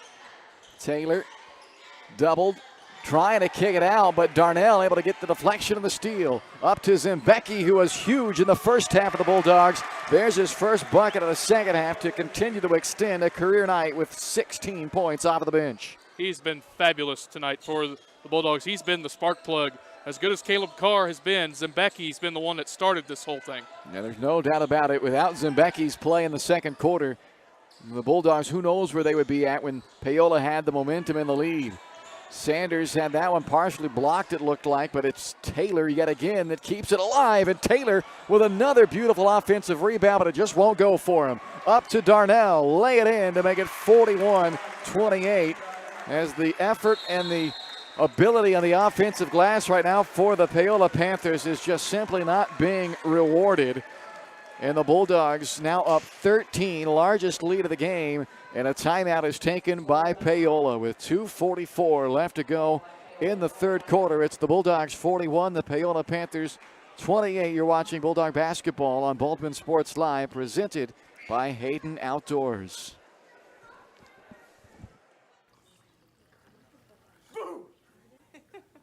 Hey, where you going? Can't get by me. I'm #1 in this class. I rule this lab. I'm #1. Hey, I don't think so. Yes! Winner! I am a king! Woo! You wouldn't do it there. So, don't do it here. Sportsmanship. It's up to you. What? Jerk. 41-28 Baldwin lead, 2:44 left to play in the third. Bulldog basketball on Baldwin Sports Live, presented by Hayden Outdoors Real Estate, your #1 land brokerage for farm, ranch, and recreational properties. They've got a perfect modern farmhouse that's available just outside of Baldwin right now. Got to see it at HaydenOutdoors.com. This newly remodeled home sits on nearly 3.8 acres of tree-lined undeveloped farm ground. Contact Shad or Penny Sheldon at Hayden Outdoors. Send an email to shad@HaydenOutdoors.com or penny@HaydenOutdoors.com. The #1 land brokers here in Baldwin City for Hayden Outdoors, the best in the business. Send them an email and see what they have. If you're looking to sell or if you're looking for your next dream property, they've got what you need. 41-28, Baldwin by 13 as Paola takes the timeout, looking for an answer out of the timeout here, and instead they turn it over. Carr the steal, Carr the leads, and Becky with 18 off of the bench. Panthers starting to get a little tired legs out there. The Bulldogs have really ramped up the energy in this second half, opening it to 15 points. Panthers are up against it. Left short, follow is short as well, and my, oh my, that has been the kind of second half for Paola. Effort and opportunity both have been high. Results just have not followed. The putbacks right at the rim just won't go for him. And now Reeder able to strip that one from Darnell and force the turnover. Paola turns the Bulldogs away, but the Panthers down 15. They've got to get something through the hoop on this end, or they're in danger of putting themselves into a hole they do not want to try and climb out of in the fourth quarter. Down 15 here with 1:30 to go in the third. Three-pointer on the money for Jet Osborne, so very much needed, and Osborne delivers. Big-time shot for Jet Osborne right there. Nye up top to Englert. The Bulldogs take a little air out of it here, up 12 with 1:13 to go in the third. Carr, a little hesitation around the top of the key. Floater rims off. Rebounded by Reeder. If the Panthers can get this down to single digits, they feel pretty confident about going to the fourth. There's a bad turnover right there. Looking to kick it back out to Osborne, who had just hit a three, and Richmond perhaps thinking he was going to spot up for the three, instead cut to the basket. So turnover back to Baldwin as Garrett McLaughlin checks in for the first time tonight for the Bulldogs. McLaughlin, a 6'1 sophomore. Sanders returning along with Cohee for Paola.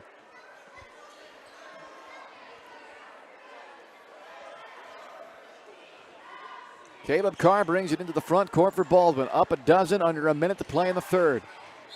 Carr able to slice through defenders. A foul on the floor. The ball went through the hoop, but it was whistled dead prior to. It's on 34. Guys, I thought they were showing 33. It's on Richmond.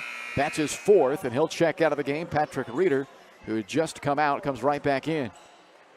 That's 4 fouls now, like you said, on Richmond, who has been a non-factor for the most part in this game. 2 points, 4 boards for Richmond, and there's Talon Torres matching his career high with 8 points. The junior, first bucket from inside the arc there. It's 45-31 Baldwin. 35 seconds left to play in this third quarter, and Grossner almost took it away, kept alive by Reeder. Murdoch hesitates, pulls up from 8, off the front iron. Offensive rebound, Troutman. 15 to shoot.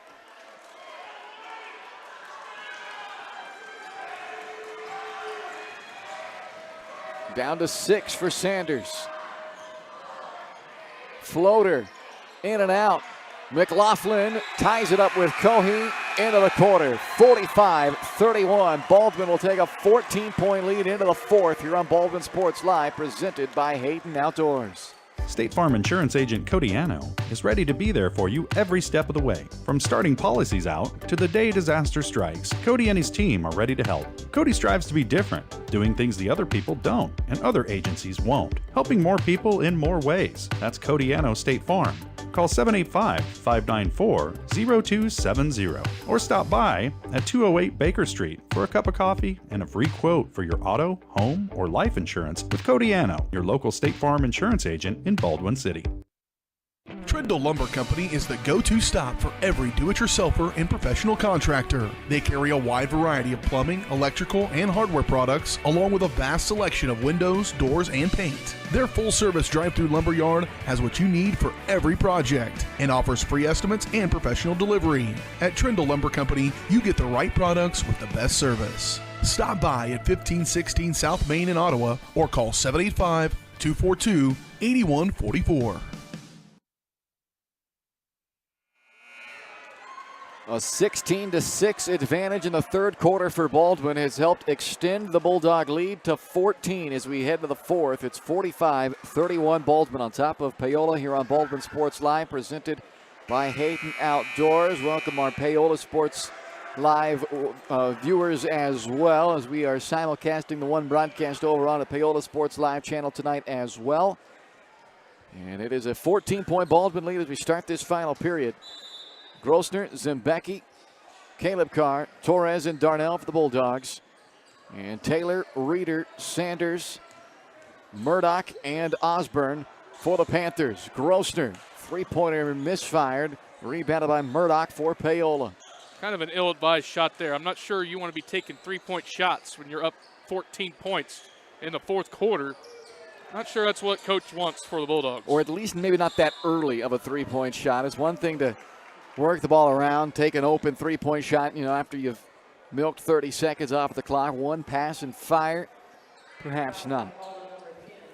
Foul on Talon Torres, his third. 15 foul of the second half. And that's a travel.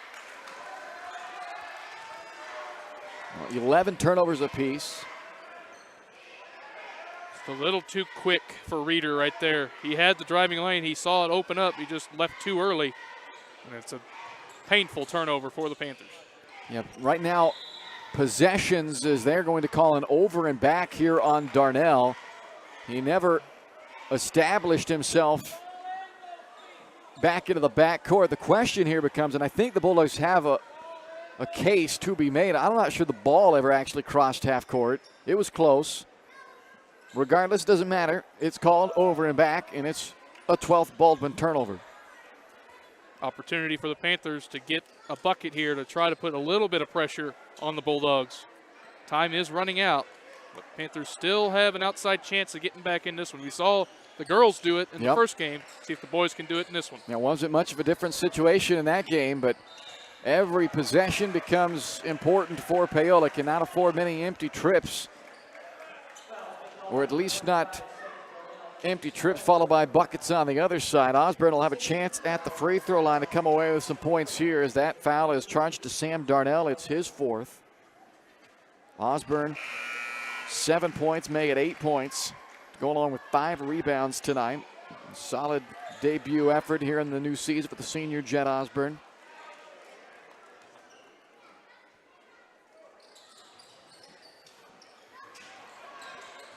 Zembecki with the board. Here come the Bulldogs up by 13.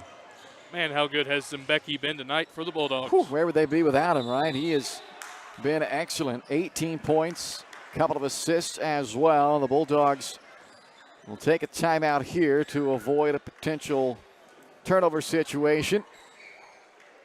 Don't forget, the bullpen in downtown Baldwin City has all kinds of things happening. Check out Wildcat Wednesday specials.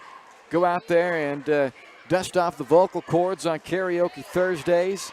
Live entertainment on many of the Friday and Saturday nights. And, of course, there's sports on every television all the time. It's the Bullpen in downtown Baldwin City, open Monday through Saturday, 11 a.m. to 2 a.m., Sundays 10 to 8 at your locally owned sports bar with the classic ballpark food in downtown Baldwin City at the Bullpen. What's the karaoke go-to song for Caleb Butler? You look like you got you can go up there and warble a good karaoke song. I can sing some karaoke, probably anything George Strait, probably. All right. That's my go-to. Bringing the house down with some George Strait. I'll throw everybody for a loop, too, by doing Sound of Silence by Disturbed, too. Okay.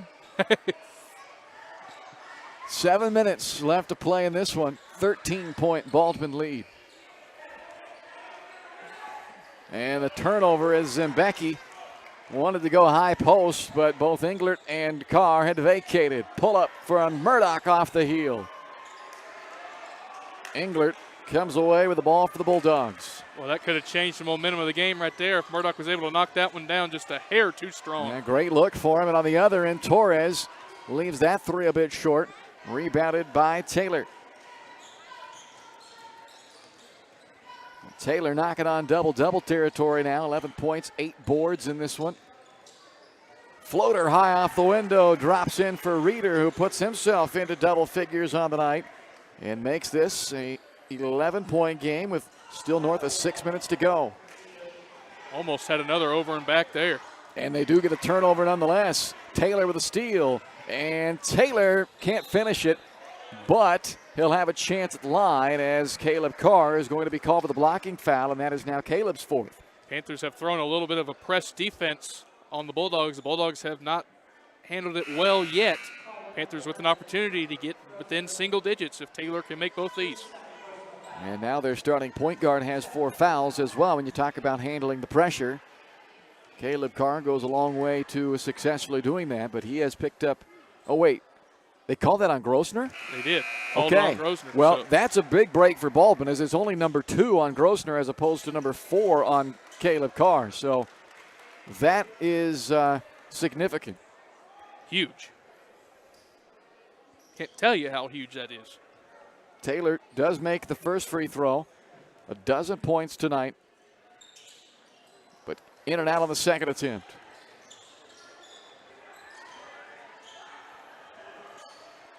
Ten-point game.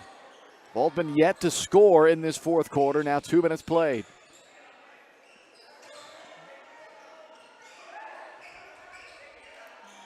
And the Bulldogs will be in no hurry to go at the basket. They want to take as much time off the clock as possible while getting a good shot afterwards.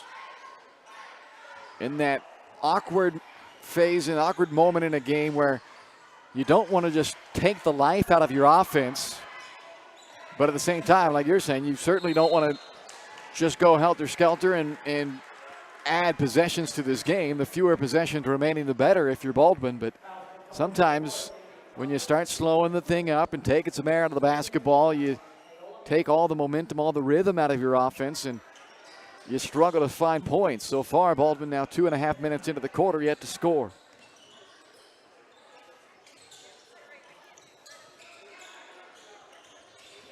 Carr into the corner to Cooper Carr. Out to Zembecki. He's been the man all night, but not that time. Offensive rebound for Darnell. And now they'll run some more clock. Blocking foul. Carr has been called for 3 charges tonight. This time it goes the other way on Landon Taylor, his third. Panthers running out of time, down 10 with 5 to go. Panthers need to be a little more aggressive defensively. 6th team foul, so both teams now will be in the bonus the rest of the way on the next foul by either team.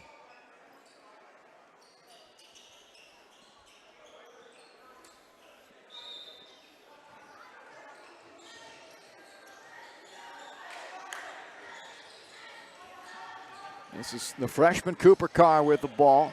Gives it up to his senior brother Caleb. Dangerous pass to the elbow to Darnell. Into traffic, ripped away, loose still, but picked up by Grossner, and then he's fouled by Reeder.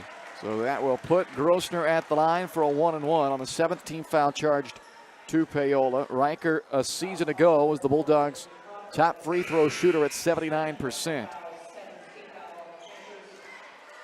These are huge free throw, or huge one-on-one right here, like you said, for Grossner. It'd be the first points of the fourth quarter for the Bulldogs if he's able to knock one down, maybe two. Baldwin leading by 10. They trailed by 6 after 1. Grossner unable to hit the front end. And a jump ball. It'll be Paola basketball as Cooper Carr trying to get an offensive rebound. Ends up good effort, but Paola basketball and a Paola timeout. So 45-35. The Baldwin lead is 10 with still 4:43 left to play in this ball game as we take a look at the upcoming broadcast schedule here on Baldwin Sports Live. Next Tuesday, the Bulldogs hit the road for the first time as they take on Anderson County. 6 o'clock scheduled tip time for the girls. The boys game will follow, of course.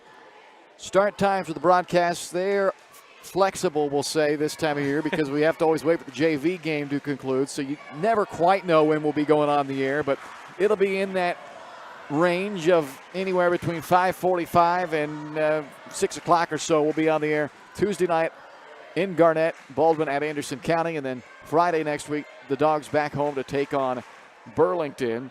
Our upcoming schedule, find it in the Baldwin City Community Newspaper. Subscribe for just $5 a month, or even better than that right now, and go ask them about their holiday special. Stop by downtown at the Nook, 703 8th Street to subscribe to your local weekly newspaper, the Baldwin City Community News, for all the latest news, opinion, sports, ads, and more.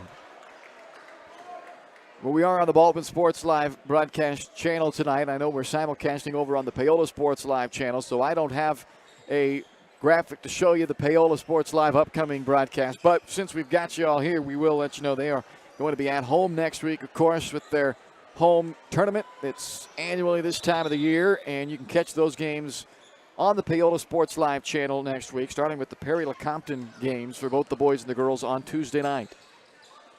Absolutely, and that tournament's always fun to start the year. Really get your legs under you during that tournament. Taylor's 3 off the mark, and a foul by Richmond. He is out of the game. That's his 5th. So the 6'3 junior, 2 points, 4 rebounds tonight, an assist as well, but he will head to the bench. It's been a frustrating night for Richmond. He's just not been able to stay on the floor long enough to get in any type of a rhythm. He picked up 2 first-quarter fouls, and it's just been an uphill climb for Eli Richmond all night, battling the foul issues, and he exits for the final time with his 5th foul there. It'll put Sam Darnell at the line for the Bulldogs, a 1-and-1. It's unfortunate, like you said, for Richmond. Just really couldn't get in the flow of things with those fouls. But a big miss right there from Darnell. Baldwin 4 out of 10 at the line. They are keeping that door open for Paola. And Baldwin has still not scored in this 4th quarter as we have nearly exhausted half of the period. But Paola has only scored 4 points. So they've had an opportunity to chip away, but they have done very little chipping so far. The 14-point deficit has only been cut to 10 with now half the quarter gone. Troutman bodied up by Cooper Carr, and the freshman's night is over as he fouls out here with 3:58 to play. And it started on the opening possession of the game with a bucket from Cooper Carr. And that would be all for him tonight. Just 2 points and the 1 assist for Carr as he, like Richmond, has been battling foul trouble all night long.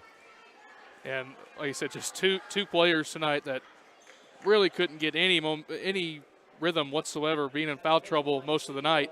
It looked like Cooper Carr was going to have a sensational debut to start the game with that first bucket, like you said. But then all of a sudden, here came the fouls, just left and right, left and right. And you see the potential in the ceiling there with the young man. A freshman getting to start here on opening night. And Donnie Blanchett, head coach of the Bulldogs, a lot of faith in the sophomore to give him that honor to start here on opening night. And he's going to have some big games before this season's said and done. Just got to stay out of the foul trouble. Missed free throw, long rebound, tapped out to Torres, and another empty trip and missed opportunity for Paola. Grossner is fouled by Troutman, so back to the line we go with 3:50 to play. Just just unlucky for the Panthers in this game, really, but especially here in the fourth quarter, gets given time and time again, opportunity after opportunity, just can't do anything with it. Baldwin's been very porous in this fourth quarter, but it has not come back to bite him just yet. Another miss, but another offensive board by Darnell, who's up to a team-high 8 rebounds in the contest. And a foul on Taylor, who picks up his 4th. That is the 10th team foul on Paola, so double bonus time for the Bulldogs, who have not been good like their girls' counterpart. They struggled at the line. The girls earlier tonight for Baldwin, just 12 out of 25 at the stripe. Baldwin on the boys' side now 4 out of 11.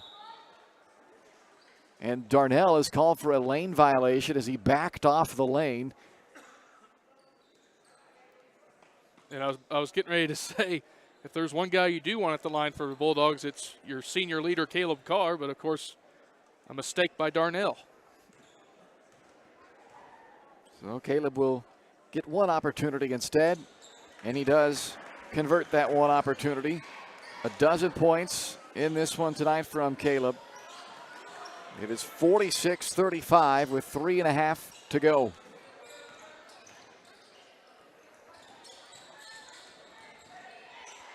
Reeder is fouled, so more free throws. This game has come to a grinding halt here in the fourth quarter, as I feel like we are just trading trips to the free throw line all of a sudden. Yeah, these last 30 seconds of game time, both teams have been to the line 2 or 3 times in 30 seconds. It really puts the game in a stalemate, like you said. But fortunately, again, for the Bulldogs, it has not bit them yet because Paola has not been able to capitalize on the opportunities that Baldwin has given them, as it looks like we have another player foul out. It's Darnell. Yep, Darnell exits with his 5th foul. Just 1 point tonight for Sam. And that was at the free throw line early in the first quarter, but he pulled down a team-high 8 rebounds, dished out a team-high tying 4 assists as well. But opportunity continues to knock, and there continues to not be an answer to said knock for Paola as they are unable to capitalize here at the free throw line. Reeder misses the first, second free throw on the way. That is a miss as well. So Baldwin 5 of 12, Paola now 4 of 11 at the free throw line. It has not been a very good free throw shooting night for either team on either level, girls or boys, in this game. It's certainly a key point for the coaches to look at going into next week, free throw shooting. And that will spell the end of the night for Landon Taylor as he picks up his 5th foul. Well, Taylor with a dozen points and 8 rebounds tonight. Fouls out with 3:22 to go. Leading scorer in the game for Paola. Caden Cohey replaces him. And it's Riker Grossner who will toe the free throw line once again. Riker knocked down 79% of his free throws a year ago, but he's 1 of 3 in this one, including now 0 for 3 in the fourth quarter. Boy, it's been some shaky, heavy-legged free throws, especially here in the fourth quarter. You ain't lying. From both teams. And McLaughlin left early, so Grossner makes one, but it doesn't count. Don't you just love basketball, how that works? Man. When you make a free throw, your teammate makes a mistake by committing a lane violation. So the score remains 46-35. Just 4 fourth quarter points for Paola, only 1 fourth quarter point for Baldwin as Mbeki is called for the travel and got up off the deck after picking up the ball on the floor. So it will not be a fourth quarter to write home about. No. Grandma won't be saving the highlights from this fourth quarter of the broadcast, but if you're Baldwin right now, you're glad to be up by 11. If you're Paola right now, you're asking yourself, man, what could have been in this fourth quarter where Baldwin has really struggled on the offensive side and can't make a free throw, and now a turnover as Reeder crashed himself up that time. Uh-oh, looks like we got locked up here.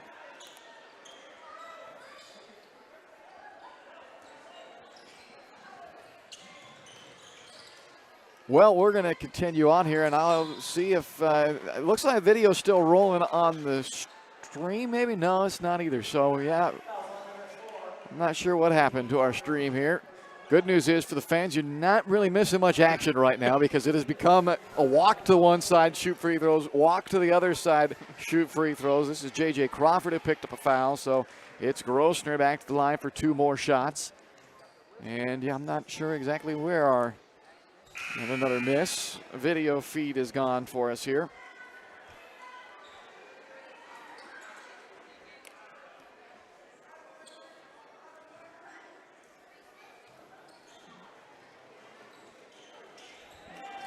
Grossner does make the second. I'm continuing on as if you perhaps can hear me. I don't think you can see much video, but maybe you still hear us. As long as they got something, it's better than nothing. 2:50 left to play. It's a 47-35 Baldwin lead. The Bulldogs force a turnover only to give it back in transition as Carr's bounce pass to Grossner fumbled out of bounds. Well, the clock is moving. The scoreboard is operating, but yeah, the whole camera as a whole is just locked up. We're going to restart this bad boy and see what happens. Boy, this is. If you were looking, go ahead and say it. If you were looking for some good-looking basketball tonight, this fourth quarter is not it. If I'm both coaches, I'd take this fourth quarter tape and just throw it away. No need to look at it. It has been some ugly, ugly basketball in this fourth quarter, both sides.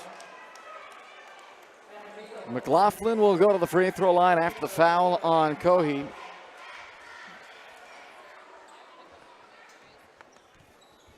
Garrett McLaughlin looking for his first points. The sophomore played a few minutes a year ago, got into some action sparingly towards the end of the season. Did not score, however. He has now. And the student section, they're all about it. 48-35 Baldwin with 2:23 to go.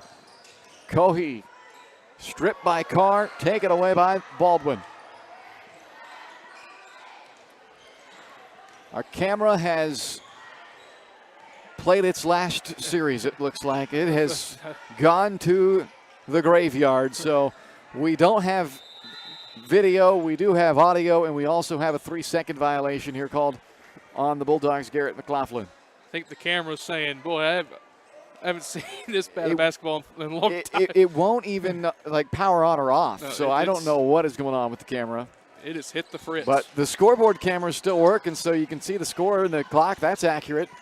Taylor working on the right lane line. Bounce into Cohey, deflected and stolen. Zembecki, lead pass up to Grossner, lays it in for the Bulldogs to go up 50-35 with 1:42 to play. Troutman back the other way for Paola. Top of the key, gives to Osborne. Now it's Murdoch from straight on. 3-pointer short, rebounded by Caleb Carr. And the Bulldogs with 90 seconds to go, up by 15. Looking to put the finishing touches on a season-opening victory. They have been handed a season-opening loss each of the last 2 years by Paola. The Panthers have won 12 of the last 13 head-to-head against the Bulldogs. But for just the second time since 2014, it looks like the Bulldogs are going to get the best of the Paola Panthers tonight. Pass deflected out of bounds with 1:08 left to play, and a timeout taken by Baldwin. So we're going to step aside here for a moment as well and see if perhaps we can revive the camera, bring it back from the dead. Don't get your hopes up. Back in a moment here on Baldwin Sports Live, presented by Hayden Outdoors.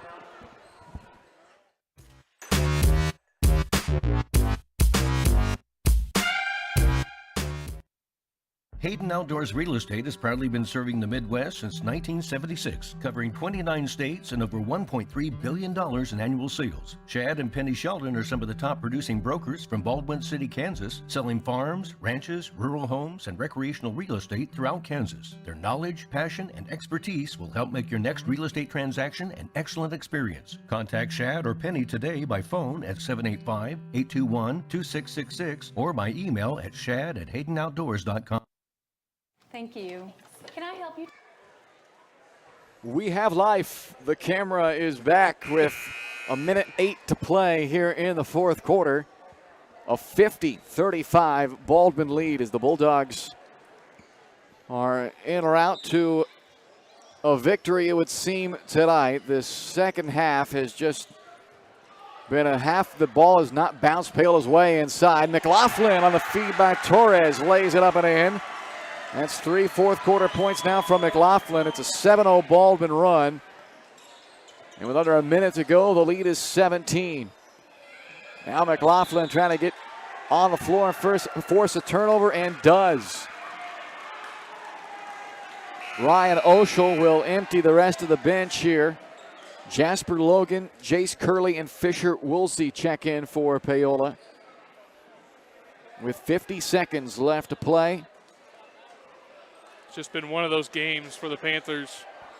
Just nothing going their way. They had so many opportunities to have stickbacks, so many offensive rebounds, especially in the second half. Just nothing went down. It's just one game you got to learn from and move on to your next one in your tournament starting next week. And they'll get 3 games next week, so. And those 3 opponents will be Perry, Lecompton, Wellsville, and Fort Scott. So you get a young team. When I say young, it's not that they're all underclassmen young, but young in terms of varsity experience for Paola. Trial by fire. Put them right in there and play. They're going to end up playing about 4 games in a week's time as Carr gets fouled on the drive. He'll go to the line with 30 seconds left. So nothing like finding your way by taking live action, and that's what they're going to do. And the Baldwin, meanwhile, this is a team that has high expectations this year after a 6-win improvement from 2020 to 2021, and now here in 2022. They're going to start out 1-0 and look to continue to build off that big improvement from a year ago with 4 of their 5 starters back.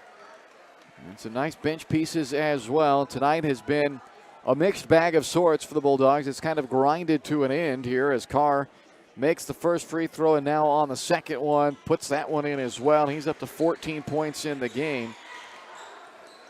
But you have seen the potential out of this team with the hot stretch of three-point shooting and the aggressive defensive play that has resulted in a number of Paola turnovers, up to 17 for the ball game. And that's something you don't want to do right there. Foul with 20 seconds to go, up 19 points. If Paola wants to shoot a shot up, you might as well just let him do it. You don't want to contest something right there. Yep. And give Paola at least a little bit of like, hey, we scored before the end of the game. But it's just not good. It's not good basketball IQ right there. Let's just say that. Bulldogs and Panthers have both struggled at the free throw line in this game. But it'll feel worse for Paola as their struggles are going to come in what will be a loss. The Bulldogs will overcome their free throw woes. Nye out of the corner, misses the 3. McLaughlin and Carr battling for the rebound. It goes out off of Carr, so it's Paola basketball with 7 seconds to go. And we'll see if the Panthers can get one more shot hoisted up here in the final seconds, or whether they just will hold it. That's what they'll do. It's a final here in Baldwin tonight, 54-36. The Baldwin Bulldogs, for the second time in the last 8 years, defeat the Paola Panthers. 54-36 your final. We're back to wrap it all up for you on the post-game show, including our Farm Bureau Financial Services Player of the Game coming up in 1 minute.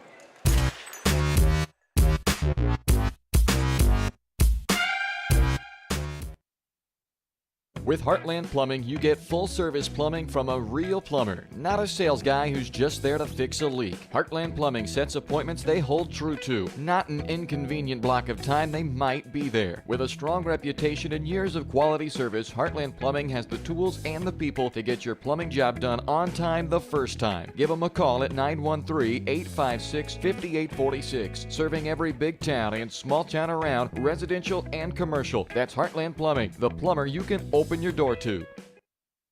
Hayden Outdoors Real Estate has proudly been serving the Midwest since 1976, covering 29 states and over $1.3 billion in annual sales. Chad and Penny Sheldon are some of the top producing brokers from Baldwin City, Kansas, selling farms, ranches, rural homes, and recreational real estate throughout Kansas. Their knowledge, passion, and expertise will help make your next real estate transaction an excellent experience. Contact Chad or Penny today by phone at 785-821-2666 or by email at shad@haydenoutdoors.com.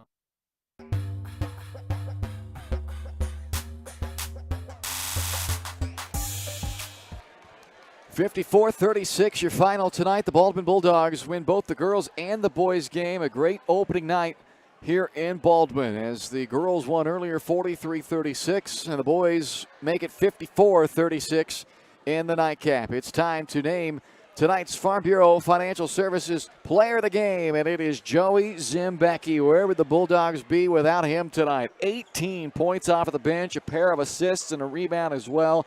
Joey Zimbecki, tonight's Farm Bureau Financial Services Player of the Game. From insurance to investments, wealth management, and financial planning, Farm Bureau Financial Services is there to help you protect what matters most. Call today and set up a meeting with your local Farm Bureau team at 785-594-1055. It's your future. Let's protect it.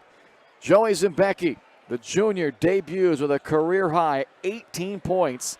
Tonight's Farm Bureau Financial Services Player of the Game. Your final stats coming up right after this. You're watching Bulldog Basketball presented by Hayden Outdoors on Baldwin Sports Live.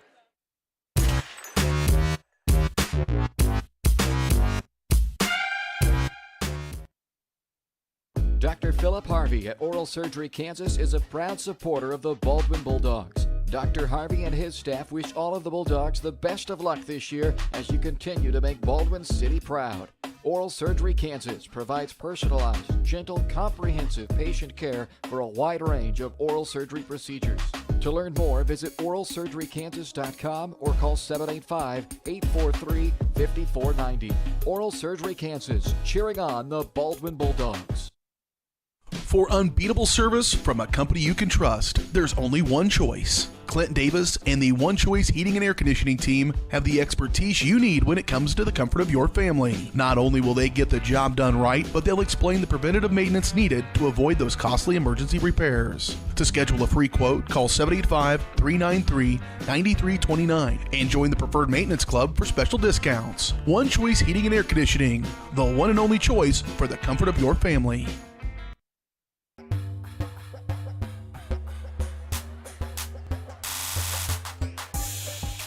Bulldogs winners on opening night, 54-36 over the Paola Panthers as they trailed by 6 at the end of the first quarter in this game tonight, Baldwin did.